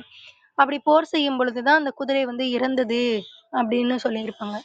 பாபரும் வந்து அவருடைய படையெடுப்பின் பொழுது குதிரைகள வந்து பயன்படுத்தி இருக்காங்க அப்படின்னு சொல்லியிருக்காங்க. அ நாய்கள் வந்து நெறைய விதமான நாய்கள் வந்து இன்னைக்கு நம்மகிட்ட இருக்கு. ஆனா நாய்கள் வந்து முதல்ல காட்டு விலங்குகளா தான் இருந்தது. கொஞ்சம் கொஞ்சமா தான் மனிதன் வந்து பழக்கப்படுத்தி, நம்மளுக்கு ஏத்த மாதிரி இந்த நாய்கள வந்து பழக்கப்படுத்தி மாத்தி வைத்திருக்காங்க. இந்த வான்கோழிகள் பார்த்தீங்கன்னா, ஒரு நாய்க்குட்டிக்கு சமம் தான் வந்து வான்கோழிகளுமே. ஏன் அப்டின்னா, வான்கோழிகள் வந்து நாய்கள் போல தான். புதிதா எந்த மனிதனையும் வந்து விடவே விடாது. அந்த அளவுக்கு நாய்கள் போலவே ஒரு மிகச்சிறப்பான ஒரு காவல் தான் வந்து வான்கோழிகளும். இதுல வந்து சேவல் சண்டை அந்த பறவைகளோட தொடக்கம் பற்றி, அதோட வரலாறு பற்றி நெறைய வந்து இந்த நூல்ல வந்து குறிப்புகளா வந்து குடுத்துருக்காங்க. இதுல வந்து என்னன்னா, அ நம்மள்ட்ட இருக்கக்கூடிய இந்த நம்ம மக்கள் இப்ப வந்து எப்படி இருக்காங்க அப்படின்றதுக்கு ஒரு மிகச்சிறந்த ஒரு கதை வந்து இந்த நூல்ல ஆசிரியர் குடுத்துருக்காங்க. ரொம்ப அழகான கதை இது வந்து. என்னன்னா, அ ஒரு ஊர்ல வந்து கசாப்பு கடை போட்டு புதுசா ஒருத்தர் வந்து கசாப்பு கடை போடுறாரு. அவரு போட்டுட்டு, அவரு இருக்க வீட்ல வந்துட்டு மனைவி கிட்ட டெய்லி காலைல அவரு கடைக்கு போறதுக்கு முன்னாடி, "நீ பத்திரமா இரு. பூனைய முதல்ல வெளியில விட்றாத. பூனைய பத்திரமா பாத்துக்க. பூனை வெளில வந்துச்சுன்னா உன்னைய கொலை பண்ணிருவேன்" அப்படின்னு சொல்லி மிரட்டிட்டு அவர் வந்து போவாராம் கடைக்கு. ஒரு நாள் இப்படியே டெய்லியும் அவர் வந்து சொல்லிட்டு தான் போவாரு. ஒரு நாள் என்ன ஆயிடுச்சுன்னா, அந்த பூனை வந்து தெரியாம வெளியில வந்துருச்சு வீட்ட விட்டு. அப்ப பார்க்கும்போது பக்கத்து வீட்டுக்காரவங்கலாம் வந்து ரொம்ப ஆச்சரியமா இருக்காங்க. "என்ன இவன் தினைக்கும் பூனைய வந்து பத்திரமா பார்த்துக்க, இல்லாட்டி கொன்றுவேன்" அப்படிலாம் சொல்லிட்டு போறானே, அந்த பூனை வந்து அப்படி என்ன அவ்வளோ அதிசயமான பூனையா? அப்படின்னு சொல்லி எதிர்பார்த்துட்டே இருக்காங்க. அவன் வந்து டெய்லி சொல்லும்போதெல்லாம், இவங்க பக்கத்து வீட்டுக்காரவங்கலாம் எப்ப அந்த பூனை வெளில வரும்னு ரொம்ப ஆவலோட எதிர்பார்த்துக்கிட்டு இருந்தாங்க. அன்னைக்கு ஒரு நாள் பார்த்தீங்கன்னா, அந்த பூனை வந்து தெரியாம வெளியில ஓடி வருது. அந்த கசாப்பு கடைக்காரனோட மனைவியும் பின்னாடியே வர்றாங்க, அந்த பூனைய உள்ள விரட்டணும் அப்படின்றதுக்காக. அப்புறம் பார்த்தா, அந்த பூனை வந்து சிகப்பு கலர்ல இருக்கு. என்ன அது எல்லா பூனையும் கருப்பு கலர்ல இருக்கும், இல்லன்னா வெள்ள கலர்ல தானே இருக்கும். இந்த பூனை என்ன இவ்ளோ சிகப்பு கலர்ல இருக்கு? இது ஏதோ ஒரு அதிசயமான பூனை தான். அதனால தான் அவன் வந்து டெய்லியும் இந்த பூனைய வந்து வெளில விட்டுறாதன்னு சொல்லி மனைவிய வந்து மிரட்டிட்டு போறான். அப்படின்னு சொல்லி அந்த பக்கத்து வீட்டுக்காரவங்க எல்லாம் வந்து நெனைக்கிறாங்க. இது வந்து அந்த ஊர்ல இருந்த ஒரு பூனை விரும்பி, ரொம்ப வந்து பூனைனாலே ரொம்ப புடிக்கும் அப்படின்னு சொல்லக்கூடிய ஒருத்தர் இருந்திருக்காரு. அவரு போயிட்டு இந்த கசாப்பு கடைக்காரர்ட்ட கேட்கிறாரு, "நான் வந்து பூனைய வச்சுக்கிறேன். எனக்கு வந்து குடுத்துடு நீனு. நான் வந்து உனக்கு பணம் அமௌண்ட் குடுத்துர்றேன்" அப்படின்னு சொல்லி கேட்கிறாரு. ஆனா அவன் வந்து ஒரு 4 நாளா வந்து அலைய விடுறான். "இல்ல இந்த பூனை வந்து எனக்கு வேணும். இது வந்து அதிசயமான பூனை. எனக்கு ரொம்ப புடிச்ச பூனை. எனக்கு வேணும்" அப்படின்னு சொல்லி 4 நாளா வந்து அலைய விட்டுக்கிட்டே இருக்கான். அப்புறம் ஒரு 4 நாள் கழிச்சு, டெய்லியும் அந்த பூனைய வாங்கணும்னு நெனச்சவரு என்ன பண்றாருன்னா, டெய்லியும் கொஞ்சம் கொஞ்சமா அமௌண்ட் வந்து கூட சொல்லிக்கிட்டே போறாரு. சரி நம்மளுக்கு தேவையான அமௌண்ட் வந்துருச்சு அப்படின்னு சொல்லிட்டு, அந்த கசாப்பு கடைக்காரரு பூனைய குடுத்துட்டு பணத்த வாங்கிக்கிறான். 4 நாள் தாங்க. அந்த பூனை வந்து 4 நாள் தான். வெள்ள கலரா மாறிடுச்சு. என்ன அப்படின்னா, அந்த அந்த சிகப்பு கலர் என்ன அப்படின்னா, அந்த குதிரைக்கு வந்து வாலுக்கு அடிப்பாங்க சாயம். அந்த அந்த சாயத்த கொண்டு வந்து பூனை மேல அடிச்சு வச்சிருக்கான் அந்த கசாப்பு கடைக்காரன். அப்புறம் தான் வந்து அந்த பூனைய வாங்குனவரு போயிட்டு, நம்ம வந்து இவன்ட்ட கேட்கணும் அப்படின்னு சொல்லி, அவன் வீட்டுக்கு போறான். வீட்டுக்கு போய் பார்த்தா வீடு வந்து பூட்டியிருக்கு. பணத்த வாங்குனோட்டி அவன் வந்து தப்பிச்சு போயிட்டான் அவன். நம்மளுக்கு தான் பணம் கிடைச்சிருச்சே அப்படின்னு சொல்லி. இப்படிதான் நாமளும் இருக்கோம். இந்த சிகப்பு பூனை மாதிரி கொஞ்சம் சின்ன சின்னதா ஒரு அதிசயம் மாரி ஏதோ ஒண்ணு இருக்கு அப்படின்னா, அத பார்த்த உடனே நம்ம வந்துட்டு மாறிர்றோம். அது பின்னாடி என்ன இருக்கும்? அது ஏன் இப்படி? அப்படின்ற ஒரு காரணத்தையே நம்ம வந்து தெரிஞ்சுக்கிறதே கிடையாது. அப்படின்னு சொல்லி இந்த நூல்ல வந்து தெளிவா சொல்லியிருப்பாங்க. இதுல வந்து பயணங்கள் தான் நம்மள வந்து ஒரு ஒரு நாளும் மாத்திக்கொண்டே இருக்கு. நம்ம வந்து வெளியில பயணம் மேற்கொள்ளாம போனதுனாலேயே ஒரு மாயா அப்படின்ற ஒரு நாகரிக மக்களே வந்து அழிஞ்சு போயிருக்காங்க அப்படின்றது வந்து ரொம்பயுமே ஆச்சரியமான ஒரு தகவல் தான். எந்த ஒரு பயணமுமே இல்ல. அவங்க வந்து மலையில வந்து வாழ்ந்துகிட்டு இருக்காங்க அப்படின்னா, அவங்களுக்கு வந்து எப்படி வாழணும், என்ன ஏதுன்னே தெரியல. அப்படியே அவங்க மட்டும் வாழ்ந்துகிட்டு இருக்காங்க. அவ்வளோதான் அவங்க வந்து அழிஞ்சுட்டாங்க. அந்த மாயா அப்படின்னு சொல்லக்கூடிய நாகரிகத்தை சேர்ந்த மக்கள். அடுத்து வந்து பட்டு. பட்டு உருவான வரலாறு வந்து ரொம்பயுமே அழகான ஒரு வரலாறா தான் இருக்கு. பட்டு வந்து இன்னைக்கு நம்ம ஒவ்வொருவருடைய வாழ்க்கையிலயும் விசேஷம், திருவிழா, ஃபங்ஷன் ஏதாச்சும் ஒரு விழா அப்படின்னாலே, கல்யாணம், காது குத்து அப்படின்னாலே, உடனே நம்மளுக்கு நினைவுக்கு வர்றது வந்து பட்டு ட்ரெஸ் போடணும், பட்டு சேலை கட்டணும் அப்படிதான் நமக்கு வந்து நினைவுக்கு வரும். பட்டு வேஷ்டி, பட்டு சேலை இதுதான் வந்து நம்மளோட நினைவுக்கு வரும். இந்த பட்டு உருவானதுக்கு ஒரு கதை வந்து சொல்றாங்க. என்னன்னா, ஒரு கிராமத்துல வந்து ஒரு தந்தையும், மகளும் வந்து வாழ்ந்துகிட்டு இருக்காங்க. அவங்க கூட வந்து ஒரு குதிரைய வந்து வளர்த்துட்டு இருக்காங்க. இவங்க 3 பேர் வந்து சந்தோஷமா வாழ்ந்துட்டு இருக்காங்க. ஒரு நாள் தந்தை வந்து வணிகம் செய்யறதுக்காக வெளியில வந்து போயிடுறாங்க. ரொம்ப நேரம் ஆயிருது. அவரு வந்து வரவே இல்ல. அதனால அந்த பொண்ணு வந்து என்ன பண்றான்னா, அந்த குதிரைக்கிட்ட சொல்றா, "நீ போயிட்டு எங்க அப்பாவ போய் கூட்டிட்டு வா. நான் வந்து உன்னைய கல்யாணம் பண்ணிக்கிறேன்." அப்படின்னு சொல்லி ஒரு விளையாட்டுக்கு அவ வந்து அப்படி சொல்லி விட்டுர்றா. அந்த குதிரையும் சரின்னு சொல்லிட்டு போய் அவங்க அப்பாவோட வருது. கூட்டிட்டு வருது. அப்புறம் வந்து இந்த இவ வந்து அவங்க அப்பாகிட்ட சொல்றா, "நான் தான்ப்பா அனுப்பிவிட்டேன். உங்கள அவன வந்து கல்யாணம் பண்ணிக்க நீ குதிரைய வந்து கல்யாணம் பண்ணிக்கிறேன்" அப்படின்னு சொல்லிட்டு, "நான் தான் அனுப்பிவிட்டேன்" அப்படின்னு சொல்லி அந்த பொண்ணு சொல்லும்போது, அவங்க அப்பா வந்து ரொம்ப ஷாக் ஆயிறாரு. நம்ம பொண்ணு எப்படி ஒரு குதிரைக்கு போய் நம்ம பொண்ண கல்யாணம் பண்ணி குடுக்குறதா? அப்படின்னு சொல்லிட்டு ரொம்பவுமே வந்து அதிர்ச்சி ஆயிடுறாரு. அதுக்கப்புறம் வந்து, "இந்த குதிரை உயிரோட இருந்தா தானே என் பொண்ணுக்கு கல்யாணம் பண்ணி குடுக்கணும். அவன வந்து நான் வந்து கொன்னுர்றேன்" அப்படின்னு சொல்லி குதிரைய போய் கொன்றுவாரு. ஆனா அந்த குதிரையோட அந்த தோல் வந்து அந்த பொண்ண தூக்கிக்கிட்டு பறந்து போயிடுச்சு. அப்படி அந்த பறந்து போகும்போது, அந்த பொண்ணு வந்து ஒரு மரத்துல போயிட்டு இப்படி இடிக்குது. அந்த பொண்ணு அந்த மரத்துல இடிக்கும்போது, அந்த பொண்ணு வந்து பட்டுப்புழுவா வந்து மாறிறதாகவும், அந்த பட்டுப்புழுவா மாறுன அந்த பொண்ணு வந்து புலம்பிக்கிட்டே இருக்காங்க. "நான் வந்து இப்படிலாம் சொல்லியிருக்க கூடாது. நான் வந்து இவன வந்து இப்படி சொன்னனால தான் எனக்கு வந்து இப்படி ஒரு நிலைமை ஆயிப்போச்சு." அப்படின்னு சொல்லி புலம்பிக்கிட்டே இருக்கிறதாகவும், அந்த புலம்பல்ல இருந்து தான் அந்த பட்டுப்புழுவுல இருக்கக்கூடிய அந்த ஒரு சுரப்பி வந்து சுரக்கும். அந்த சுரப்பியில இருந்து தான் பட்டு நூல் வந்து தயாரிப்பாங்க. அப்படி அந்த சுரப்பியின் மூலமாக தான் வந்து பட்டு வந்து உற்பத்தியானது அப்படின்னு ஒரு கதையும் வந்து சொல்லுவாங்க. இன்னொன்னு என்னன்னா, ஒரு ராணி ஒரு நாட்டுல இருக்கக்கூடிய ராணி போயிட்டு ஏதோ தண்ணீல வந்துட்டு அந்த பட்டுப்புழு தெரியாம விழுந்துருது. அத வந்து எடுக்கலான்ட்டு போகும்போது பார்த்தா, அதுலருந்து நூல் மாரி ஒரு உறுதியான ஒரு நூல், கெட்டியான ஒரு நூல் வந்து வந்துகிட்டே இருக்கு. இழுக்க இழுக்க வந்துகிட்டே இருக்கு. ரொம்ப தூரம் நீளத்துக்கு வந்துகிட்டே இருக்கு. அப்புறம் தான் அத வந்து பார்த்துட்டு, இது வந்து பட்டு அப்படின்றத வந்து கண்டுபிடிக்கிறாங்க. அதுக்கப்புறம் தான் இதுல வந்து நெய்து இத வந்து நூலா வந்து ஒரு ஆடையா மாற்றி இத வந்து பயன்படுத்தலாம் அப்படின்ற ஒரு முறைய வந்து கண்டுபிடிச்சிருக்காங்க அப்படின்னு சொல்லியிருக்காங்க.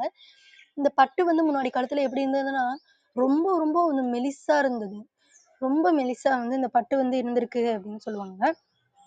இந்த ஒரு பட்டு துணி உருவாகுறதுக்கு ஒரு பட்டுல ஒரு ரவிக்கை வந்து செய்யணும் அப்படின்னா, அதுக்கு வந்து 630 கூடுகள் பட்டுப்புழுவினுடைய கூடுகள் வந்து தேவைப்படுது அப்படின்னு சொன்னாங்க. இன்னைக்கு வந்து எவ்வளோ பட்டுப்புழு கூடுகள் வந்து பண்றாங்கன்றது தெரியல. ஏன்னா, இன்னைக்கு எல்லாமே வந்து கலப்படமான ஒரு காலம் அப்படின்னு கூட சொல்லலாம்.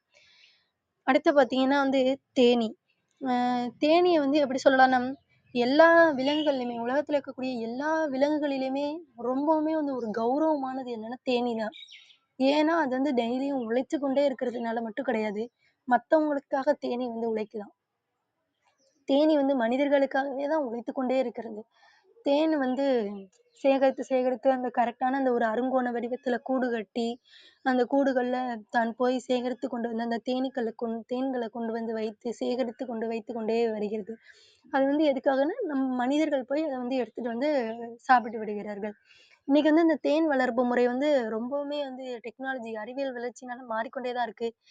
செயற்கையா தேன் கூடு வந்து தயார் பண்ணி, ஒரு இடத்துல கொண்டு வந்து வீடு பக்கத்திலேயே ஒரு இடத்துல கொண்டு வந்து வச்சு, தேனீக்களையும் புடிச்சு கொண்டு வந்து இந்த இடத்துலயே விட்டு, தேன் வந்து உற்பத்தி செய்து இத வந்து விற்கிறார்கள். இந்த மாதிரி தொழில்நுட்பம் வந்து நாளுக்கு நாள் வந்து வளர்ச்சி அடைந்து கொண்டே இருக்கு. இதுக்கு எல்லாத்துக்குமே காரணம் வந்து என்னன்னா மருத்துவம். இது எல்லாத்துக்குமே காரணம் என்னன்னா பயணங்கள் தான். இந்த மருத்துவம் வந்து ரொம்பவுமே சிகிச்சை முறைகள், மருத்துவங்கள் எல்லாமே வந்து பயணங்களின் மூலமா தான் வந்து வளர்ந்து கொண்டே இருக்கிறது அப்படின்னு கூட சொல்லலாம். மருத்துவமனை அப்படின்றத வந்து முதல்ல எங்க வந்து கட்டியிருக்காங்க, ஏற்படுத்தியிருக்காங்கன்னா, நம்ம இந்தியால அசோகரினுடைய காலத்துல தான். கிமு 3ஆம் நூற்றாண்டுல அப்படின்னு வந்து சொல்லலாம். இங்க தான் வந்து முதல்ல மனிதர்களுக்கும் சரி, விலங்குகளுக்கும் சரி, இந்த மருத்துவமனைய வந்து தொடங்கியிருக்காங்க அப்படின்னு சொல்லியிருக்காங்க. இதுல வந்து பிளாஸ்டிக் சர்ஜரி அப்படின்றது வந்து நம்ம இந்தியால தான் முதல்ல வந்து கண்டுபிடிச்சிருக்கான் அப்படின்றது ரொம்பவுமே வந்து ஒரு ஆச்சரியமான ஒரு விஷயம் தான். என்னன்னா, இது வந்து இந்த பானையெல்லாம் செய்வாங்களே குயவர்கள், அவங்க தான் வந்து முதல்ல இந்த பிளாஸ்டிக் சர்ஜரிய வந்து கண்டுபிடிச்சிருக்காங்க அப்படின்னு சொல்லியிருக்காங்க. அ இந்த மாதிரி பயணங்களின் மூலமா நெறைய விஷயங்கள் வந்து எப்படி உருவானது அப்படின்றத பத்தி இந்த நூல்ல வந்து ஒரு ரொம்ப சிறப்பா இந்த நூல்ல வந்து 45 கட்டுரைகள் மூலமா வந்து ஆசிரியர் வந்து தெளிவா குடுத்திருக்காரு. எவ்வளவு பணிகள் இருந்தாலும் இது வந்து 45 கட்டுரைகள்ங்கும்போது 45 வாரங்கள் மட்டும் இல்ல, நெறைய இரவு பகலா உட்கார்ந்து படிச்சு நெறைய குறிப்புகள் எழுதி, இந்த நூல்ல வந்து இப்ப நான் சொன்ன கதைகள் மட்டும் கிடையாம, இன்னும் நெறைய கதைகள் இருக்கு. இந்த நூல படிக்கும்பொழுது எனக்கு வந்து தோன்றுது, இப்படியெல்லாம் கதை சொல்ல முடியுமா? இப்படிலாம் கூட கதை இருக்குமா? அப்படின்னு எனக்கு வந்து ரொம்ப நான் வந்து யோசிச்சுக்கிட்டே தான் இருந்தேன். அந்த அளவுக்கு நெறைய கதைகள் வந்து குடுத்திருந்தாங்க. ஒரு பொருளுக்கு பின்னாடி எவ்வளோ தூரம் வந்து நம்ம வந்து பின்னோக்கி போக வேண்டியதா இருக்கு. ஒரு பட்டு நம்ம வந்து இன்னைக்கு ஈஸியா உடுத்துறோம். ஒரு சேலை வாங்குறோம். ரூ. 1000 1500 நம்ம வந்து வாங்குறோம் அப்படின்னா, அந்த பட்டு தயாரிக்கிறதுக்கு பின்னாடி எவ்வளோ ஒரு உயிரினங்களுடைய இறப்பு வந்து இந்த பட்டுல வந்து இருக்கு அப்படின்னா, ரொம்பவுமே வந்து ஒரு ஆச்சரியமான ஒரு விஷயமா தான் இருந்தது.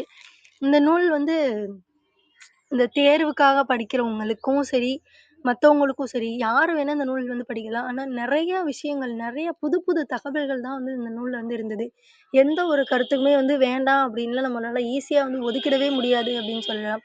அ அவ்ளோ ஒரு அரிய பல தகவல்கள், எங்கெங்கலாம் இருந்து குறிப்பு எடுக்க முடியுமோ, அவ்ளோ இடத்துல இருந்து குறிப்பு எடுத்திருக்காங்க. சுமார் ஒரு 50க்கும் மேற்பட்ட நூல்கள வந்து இறையன்பு ஐயா அவர்கள் வந்து படிச்சிருக்காங்க. அந்த நூல் வந்து ரொம்பவுமே ஒரு பயனுள்ள ஒரு நூலா வந்து இருக்கும். எல்லாரும் படிச்சு பாருங்க. மனமார்ந்த நன்றிகள். நன்றிங்கம்மா. மிகவும் சிறப்பான ஒரு உரையினை அதிகாலை அன்பு பரிசாக வழங்கினீர்கள். கிட்டத்தட்ட 301 பக்கம். மைக் கொஞ்சம் மியூட்ல போட்டுங்கம்மா. நன்றிங்கம்மா. 301 பக்கங்கள் நிறைந்த ஒரு புத்தகம்.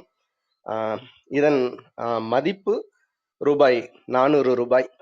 நியூ செஞ்சுரி புக் ஹவுஸ் வாயிலாக இந்த புத்தகம் 10,000 மைல் பயணம் என்ற புத்தகம் கிடைக்கின்றது. அறிவு களஞ்சியம் என்றுதான் இந்த புத்தகத்தை குறிப்பிட வேண்டும். என்னுடைய வாசிப்பிலும் இந்த புத்தகம் தற்போது இருந்து வருகின்றது.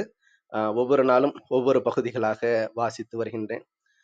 நிச்சயமாக ஒவ்வொரு பாகத்தையும் படிக்கும் பொழுது நிறைய சுவாரஸ்ய அனுபவங்களை வெகு நிறைவாக கொடுத்துள்ளார் இறையன்பு அவர்கள். நிச்சயமாக இறையன்பு அவர்களுடைய சிந்தனை கீற்று என்பது என்றென்றுமே சிறந்த ஒன்றாக பார்க்கப்படுகின்றது. நான் கல்லூரி முடித்த தருணங்களில் பெரிதாக எனது வாழ்வியல் பாதையை செதுக்கிய பயணம் இறையன்பு அவர்களுடைய புத்தகங்கள் என்று வெகு சிறப்பாக குறிப்பிடலாம்.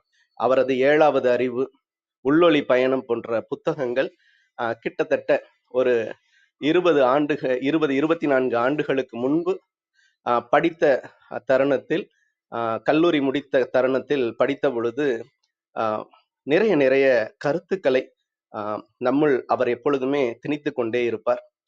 இலக்கியம் சார்ந்து பயணிக்கக்கூடியது, தமிழார்ந்த மேன்மை பேசுவது ஒரு பகுதியாகவும், புதினங்கள், கதைகள் என்று ஒவ்வொரு பகுதியாக இருந்தாலும் நிறைய அறிவார்ந்த கருத்துக்களை விதைப்பது, தன்னம்பிக்கையை விதைப்பது, நம்மை நாம் சுயத்தில் ஆய்வு செய்து நம்மை இன்னும் மேம்படுத்திக் கொள்வதற்கான ஒரு சாத்தியக்கூறுக்கான பயணம் எப்பொழுதும் இறையன்பு அவர்களுடைய எழுத்துக்களில் நிறைந்திருக்கும். கிட்டத்தட்ட தற்கால தலைமுறை மாணவர்களும் இதை பின்பற்றி அவருடைய புத்தகங்களை நமது தளத்தில் பகிர்ந்து வருவது பெருமகிழ்வு அளிக்கின்றது. சௌந்தர்யா அவர்கள் இன்று பகிர்ந்தார்கள். ஏற்கனவே சஞ்சய்குமார் அவர்கள் இருவேறு புத்தகங்களை நமது தளத்தில் இறையன்பு ஐயா அவர்களுடைய புத்தகத்தை பகிர்ந்துள்ளார்கள். நிச்சயமாக வருங்கால தலைமுறைகள் அவரது இந்த சீர்மைமிகு கருத்துக்களை படித்து வருவது, பயன்பெற்று வருவது மிகவும் சிறப்பிற்குரிய விடயமாகும். என்னுடைய வாசிப்பு அனுபவத்திலும் கிட்டத்தட்ட 600 பக்கங்கள் நிறைந்த மூளைக்குள் சுற்றுலா என்ற ஒரு புத்தகம் இப்பொழுது வாசிப்பில் உள்ளது. இறையன்பு ஐயா அவர்களுடைய புத்தகம். அதிலும் நிறைய சுவாரஸ்ய தகவல்கள் ஒளிந்துள்ளன. நிச்சயமாக நமது வாழ்வியல் பயணத்தை அடுத்த நிலைக்கு எடுத்து செல்வதற்கான ஒரு உந்து சக்தியாக இறையன்பு போன்றவர்களின் புத்தகங்கள் இன்று இணைய வழியிலோ சமூக அளவிலோ நிறைய விரவி கிடைக்கின்றன. நல்ல விடயங்களை தேடி கண்டுபிடித்து வாசிப்பது நமது பொறுப்பும் கடமையும் ஆகும். அதை அடுத்த தலைமுறைக்கு எடுத்து செல்வதும் நம்முடைய பொறுப்பாகவும் இருக்கின்றது.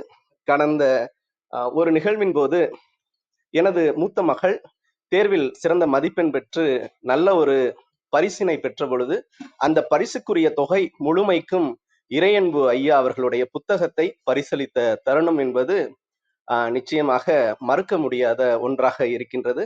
வார இறுதிகளில் வாசித்தும் அவர்களுக்கு காட்டக்கூடிய ஒரு வழிகாட்டியாகவும் செயல்பட்டு வரக்கூடியது பெருமகிழ்வு தருகின்றது.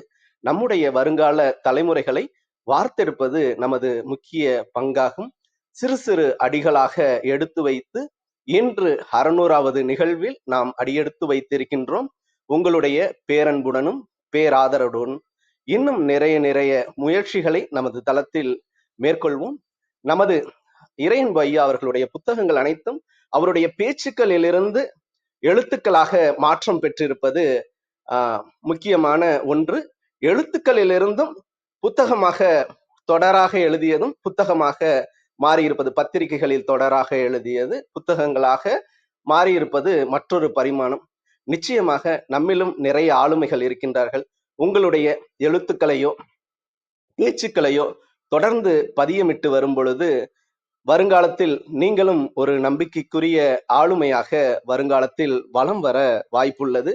அன்பின் வாழ்த்துக்களை ஒவ்வொருவருக்கும் பகிர்ந்து கொள்வதில் சரித்திரம் படைப்போம் தளம் இந்த 600வது நிகழ்வின் போது பெருமகிழ்வு கொள்கின்றது. அன்பிற்கினிய நண்பர்களே, நாம் அனைவரும் இணைந்திருப்பது சரித்திரம் படைப்போம் தளம். ஒவ்வொரு வாரமும் ஒவ்வொரு தொகுப்பு, ஒவ்வொரு நாளும் ஒவ்வொரு தலைப்பு, வார இறுதியில் சிறப்பு விருந்தினரின் அழைப்பு, ஞாயிறுதோறும் நமக்கான விடுப்பு என்ற அடிப்படையில் நமது தளம் இயங்கி வருகின்றது. அவ்வரிசையில் இந்த வாரம் முழுக்க நாம் நற்சான்று என்ற ஒரு அற்புதமான தொகுப்பின் கீழ் நமது சிந்தனைகளை செழுமைப்படுத்தி வருகின்றோம். இந்த நற்சான்று தொகுப்பில் நமது தளத்தின் 600வது நிகழ்வில் 10,000 மைல் என்ற அற்புதமான புத்தகத்தின் சாராம்சத்தினை 19 வயது நிரம்பிய கல்லூரி மாணவி, திருச்சி செர்வைட் கல்லூரியில் வரலாற்று துறையில் படிக்கக்கூடிய மாணவி கவிஞர் மு. சௌந்தர்யா அவர்கள் அற்புதமான அதிகாலை அன்பு பரிசாக நமக்கு 10,000 மைல் பயணம் சார்ந்த சாராம்சத்தினை வெகு நேர்த்தியாக வழங்கினார். நாளை நமது தளத்தில் நற்சான்று தொகுப்பில்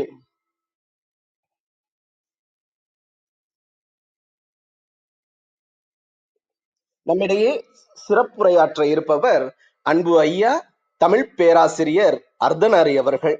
தளர்வரியா மனம் என்ற ஒரு அற்புதமான தலைப்பின் கீழ் ஒரு அற்புதமான சிறப்புரையை 601 புதிய துவக்கத்தினை நமக்கு வழங்க இருக்கின்றார். ஒவ்வொருவரும் சரித்திரம் படைப்போம் தளத்தோடு இணைந்து பயணிக்கவும், நமது வாழ்வியல் வழித்தடங்களை இன்னும் செழுமைப்படுத்திக் கொள்ளவும் செதுக்கிக் கொள்ளவும் அன்புடன் அழைக்கின்றோம். இப்பொழுது நிகழ்வின் நெறியாளுமையை தொடரவும் முதன்மை கருத்தினை வழங்கிடவும் அன்பு தோழர் கற்பகவள்ளி அவர்களை அன்புடன் அழைக்கின்றோம். நன்றி. நன்றிங்க தோழர். அனைவருக்கும் வணக்கம். சௌந்தர்யா அவர்களுக்கு நன்றி. ஒரு அருமையான புத்தகத்தை நம்மிடையே பகிர்ந்து கொண்டதற்கு மிக்க நன்றி. இந்த புத்தகம் 10,000 மைல் பயணம் அப்படிங்கிற ஒரு புத்தகம் இறையன்பு IAS அவர்கள் எழுதிய புத்தகம். புதிய தலைமுறை என்ற வார இதழில் 45 வாரங்கள் தொடர்ந்து வெளியான கட்டுரைகள் அதை ஒரு புத்தகமாக 2010ஆம் ஆண்டு வெளியிட்டு இருக்காங்க. இந்த 10,000 மைல் புத்தகம் அப்படிங்கிறது நிறைய கட்டுரைகள், நிறைய செய்திகள் இந்த உலகம் முழுக்க இருக்கக்கூடிய பல செய்திகள நமக்கு தருது.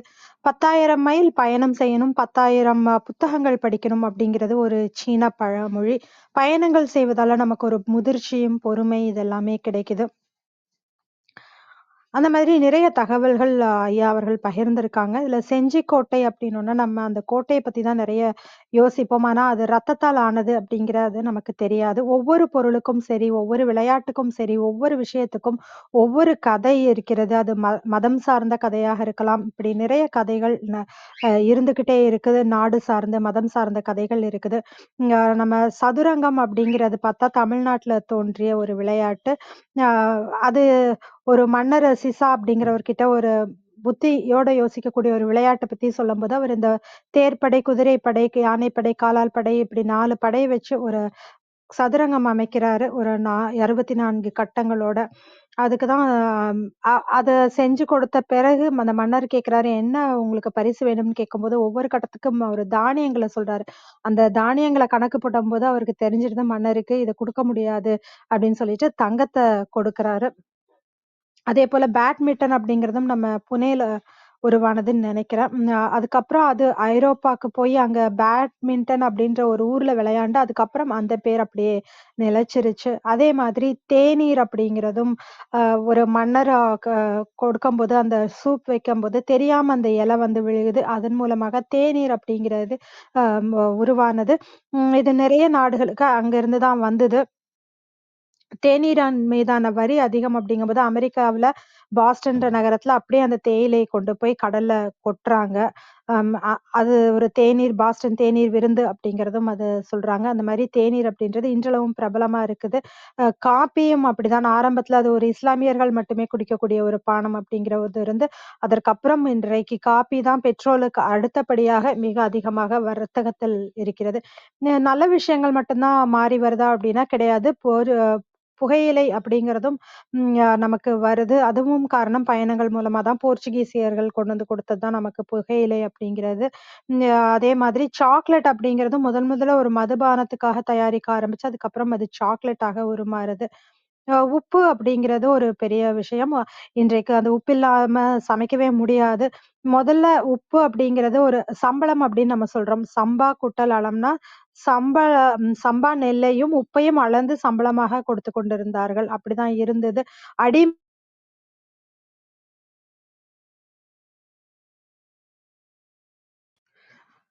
அடிமைகள் ஆம் ஆ அவங்களுக்கு ஈடாக உப்பு கொடுக்கிறது அப்படிங்கிற அளவுக்கு அந்த உப்பு அவ்வளவு ஒரு காஸ்ட்லியான ஒரு பொருளாகவும் அ இருந்தது. ம் அப்போ எப்படி அந்த உப்பு வந்துச்சு அப்படிங்கிறத பத்தியும் சொல்றாங்க. ஒரு அதிசய பறவை இருந்தது. அது எங்க போய் உட்காருதோ அங்க ஒரு புதையல் இருக்கும். அந்த மாரி வந்தது தான் அந்த உப்பு கட்டி. அந்த உட்கார இடத்துல தோண்டி பார்த்தா புதையல் இருக்கும். அந்த உப்பு கட்டிய கொண்டு போய் மன்னருக்கு கொடுக்கும்போது, அவரு தவறுதலாக ஒரு இது இது ஒரு தேவையில்லாத பொருள்னு சொல்லி நெனச்சு அந்த ம பய அந்த இளைஞன கொன்னுடுறாங்க.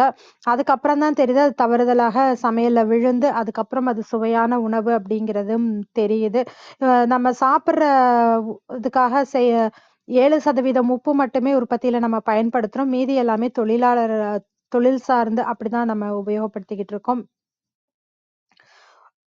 கரும்பு அப்படிங்கிறது அடுத்ததாக சர்க்கரை, கரும்பு அந்த தொழிலாளர்கள் எல்லாமே அடிமை தொழிலாளர்களாக போனவர்கள்.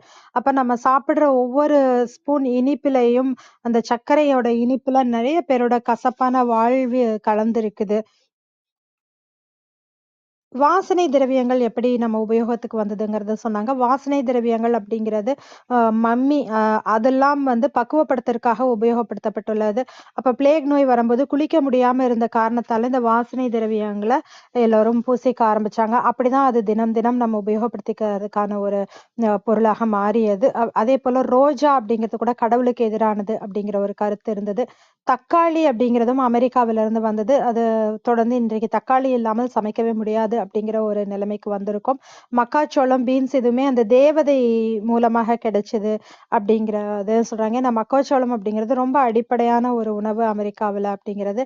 அரிசி அப்படிங்கிறது தமிழ்நாட்டுல ஒரு முக்கிய உணவா இருந்திருக்கு இந்தியாவுல. அத வந்து அங்க மெகஸ்தனீஸ் அப்படிங்கிறவரும் பதிவு பண்றாரு. அதேபோல் சிறுதானியங்கள் அப்படிங்கிறது தமிழ்நாட்டுல நம்ம தொடர்ந்து சாப்பிட்டுட்டு இருந்தோம். ஆனா இன்றைக்கு உருளைக்கிழங்கு, தக்காளி போன்ற ஐரோப்பாவிலிருந்து வந்த உணவுகள தான் நம்ம அதிகமாக சாப்பிடுறோம். பீஸா அப்படிங்கிற உணவு ஒருத்தர் சாப்பிட நேரம் இல்லாம சூதாடிக்கிட்டு இருந்தபோது 2 ரொட்டிகளுக்கு நடுவுல மாமிசத்த வச்சு சாப்பிட்டது தான் இன்றைக்கு ஒரு மாரி பீஸாவாக நம்ம சாப்பிட்டுக்கிட்டு இருக்கோம். இன்றைக்கு உலகம் பூராவுமே அதிகமா சாப்பிடுற ஒரு பொருளாக இருக்கிறது. அதே மாதிரி வான்கோழிகள் பத்திய ஒரு புதிய தகவலும் கிடைச்சது. அவங்களும் நாய் போல ரொம்ப பாதுகாக்கக்கூடியவர்கள் அப்படிங்கிறத சொன்னாங்க. அதுக்கு அடுத்ததாக சிவப்பு பூனை ஒன்ற பத்தின கதை. அ ஒரு பூனைய வச்சு வீட்டுக்குள்ளேயே வச்சு பாதுகாத்து வரான். அப்போ ஒரு நாள் அது வெளிய வரும்போது, அது எல்லோரும் பார்த்து அதிசயப்பட்டது ஒரு சிவப்பு பூனையாக இருந்தது. அப்ப அத ஒருத்தர் விலை கொடுத்து வாங்குறாரு. 4 நாள் கழிச்சு தான் தெரியுது அது பெயிண்ட் அடிச்ச பூனை அப்படிங்கிறது. இந்த மாதிரியான விஷயங்கள்லாம் நம்ம பார்த்த உடனே ஒரு அதிசயம்னு சொல்லி மயங்கிடுறோம். இந்த மாரி நிறைய இன்றைக்கு கூட தமிழ்நாட்டிலயாக இருக்கட்டும், நிறைய இந்த மாதிரியான ம் அ வியாபாரங்கள் நடந்துகிட்டே தான் இருக்கு. ஒரு பொருளை அதிசயமாக காமிச்சு, இது உங்களுக்கு நல்லது கொடுக்கும், செய்யும் அப்படி சொல்லி இன்றைக்கும் அது நடந்து கொண்டு தான் இருக்கிறது. அந்த மாரியான விஷயங்களில் நம்ம மயங்கக்கூடாது அப்படிங்கிறத சொன்னாங்க. பட்டு எப்படி வந்தது அப்படிங்கிறத பத்தியும் ஒரு கதை. அது ஒரு தேவதை அ மூலமாக வந்து ஒரு ஒரு பொண்ணு மூலமாக வருது. அந்த பொண்ணு வந்து குதிரைய கல்யாணம் பண்ணிக்கணும் அப்படின்னு நினைக்கும்போது, அதுக்கப்புறம் அந்த குதிரை இறந்த பின்னாடி அத எடுத்துட்டு போறது. இந்த மாதிரி ஒரு கதையின் மூலமாக அந்த பட்டுப்பூச்சி அதுக்கப்புறமாக அது பட்டுப்பூச்சியாக மாறி, அந்த ராணி அது தெரியாம அந்த சுடு தண்ணீல விழுந்தப்ப அத இழுக்கும்போது நூலாக வந்து, அதற்கப்புறம் பட்டு அப்படிங்கிற ஒரு விஷயம் வந்தது அப்படிங்கிறதையும் சொன்னாங்க. தேனீ, அவங்க ரொம்ப கௌரவமான விலங்கினத்தில் ஒன்று அப்படின்னா தேனீன்னு சொல்லலாம். ஏன்னா தன்னுடைய உழைப்பை மற்றவர்களுக்காகவும் கொடுக்கிறது அப்படின்றாங்க. பிளாஸ்டிக் சர்ஜரி அப்படிங்கிறது இன்னைக்கு ரொம்ப பொதுவாக மருத்துவ உலகில் காணப்படும் ஒரு விஷயம். அது நம்ம தமிழ்நாட்டுல முதல்ல குயவர்கள் தான் அந்த பிளாஸ்டிக் சர்ஜரி அப்படிங்கிறத முதன்முறையாக செஞ்சுட்டு செயல்பாட்டுக்கு கொண்டு வந்தாங்க அப்படிங்கிறதையும் சொன்னாங்க. இந்த மாதிரி பல தகவல்கள் இது ஒரு 45 கட்டுரைகள் அப்படிங்கும்போது அத ஒரு 50 நிமிடங்களுக்குள் சொல்றது அப்படிங்கிறது மிகவும் கடினமான விஷயம். அதிலிருந்து ஒரு சில தகவல்களை ரொம்ப சிறப்பாக நம்மிடையே இன்று பகிர்ந்து கொண்ட சௌந்தர்யா அவர்களுக்கு மிக்க நன்றி. விஜயகுமாரி அம்மா வணக்கம். நீங்க பேசலாம். நன்றிகள் அம்மா. வாழ்க வையகம், வாழ்க வையகம், வாழ்க வளமுடன். குரு வாழ்க, குருவே துணை. சரித்திரம் படைப்போம் தளத்திற்கு நன்றி. அதை அடுத்து தினந்தோறும் சரித்திரம் படைத்துக் கொண்டிருக்கும் கருணை உள்ளம் ஆரோக்கியப்பட்ட ஐயா அவர்களுக்கு பல கோடி நன்றிகள்.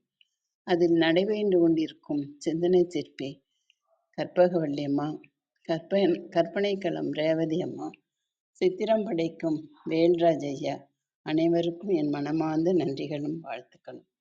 மற்றும் இன்று இந்த தளத்தில் வந்து பேசிய கவிஞர் மு.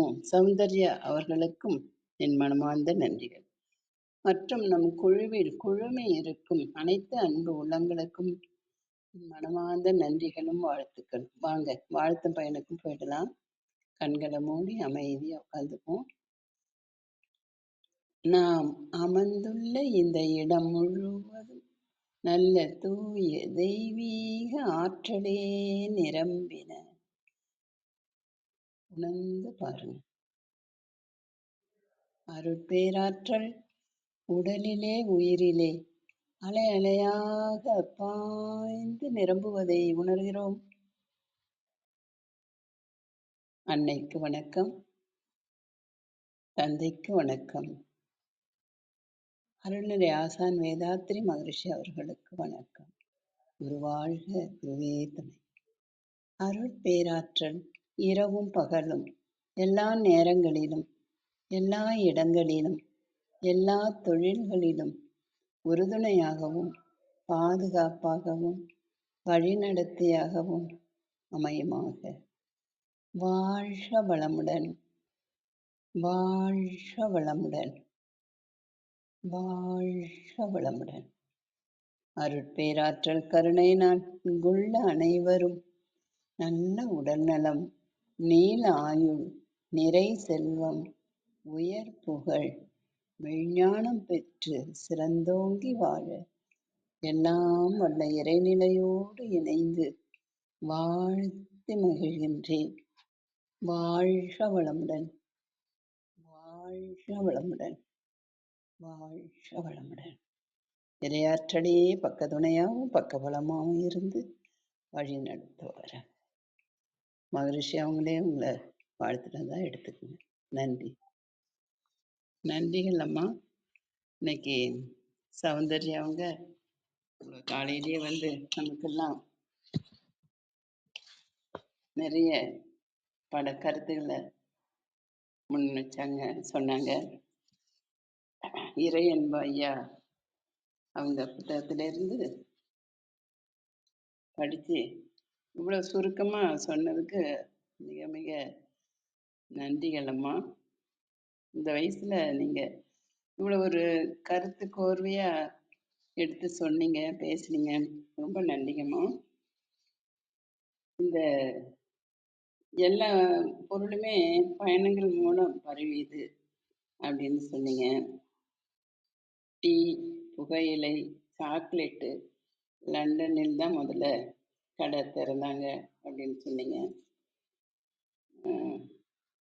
உப்பு கண்டு பிடிச்சவனை வந்து கொன்றது பாவம்னு மன்னர் வருத்தப்பட்டது ரொம்ப வருத்தமாக இருந்தது. இந்த என்னென்ன பொருள் பாருங்க, எந்தெந்த நாட்டில் எல்லாமே அயல் நாட்டில இருந்து தான் உருவாகி இருக்கு.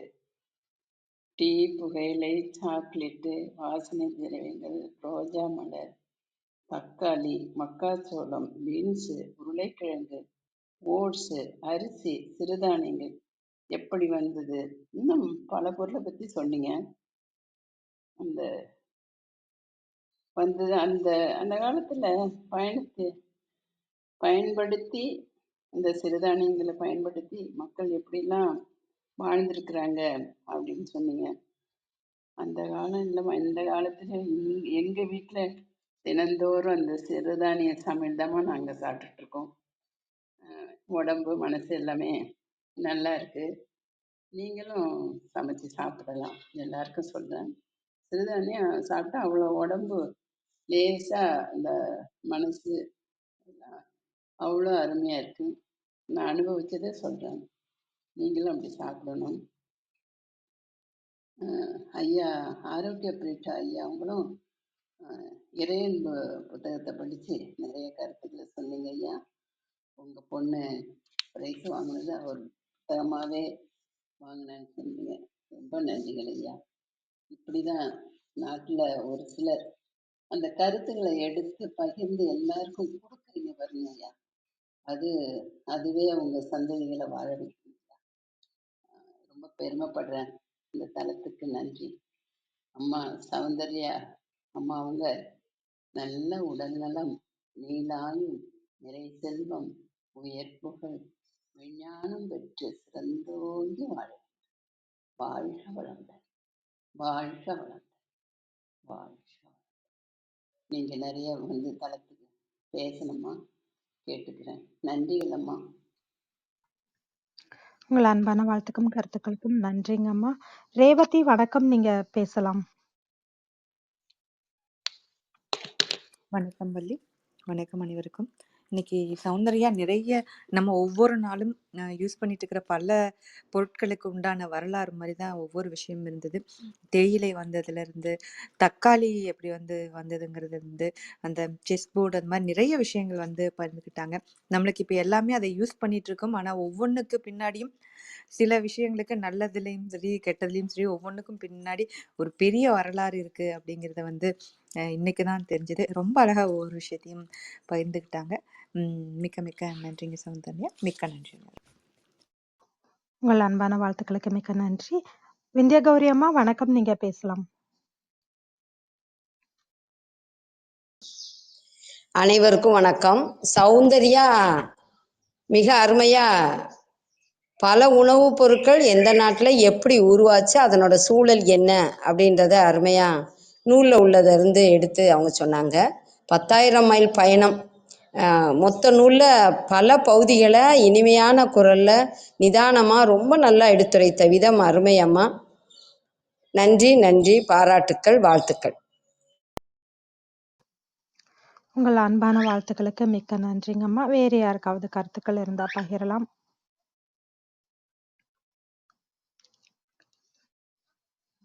நன்றி அனைவருக்கும். சௌந்தர்யா, உங்கள் ஏற்புரைக்கான நேரம். உங்கள் நிறைவு கருத்துக்கள் நீங்க பகிர்ந்துக்கலாம்.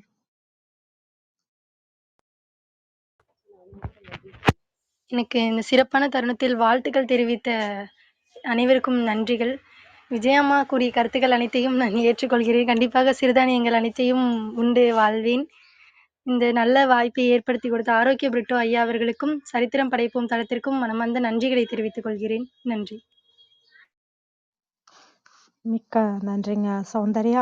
ரொம்ப சிறப்பு. ஒரு அருமையான புத்தகம். இறை என்பவர்களோட புத்தகத்தை நம்மளுடைய 600வது நிகழ்வுல நம்ம பேசுறது அப்படிங்கிறது ரொம்பவும் சிறப்பு. ஏன்னா 10,000 மைல் பயணம் அப்படிங்கிற மாதிரி நம்மளோட பயணமும் ஒவ்வொரு அடியாக எடுத்து நம்ம வச்சுட்டு இருக்கோம்.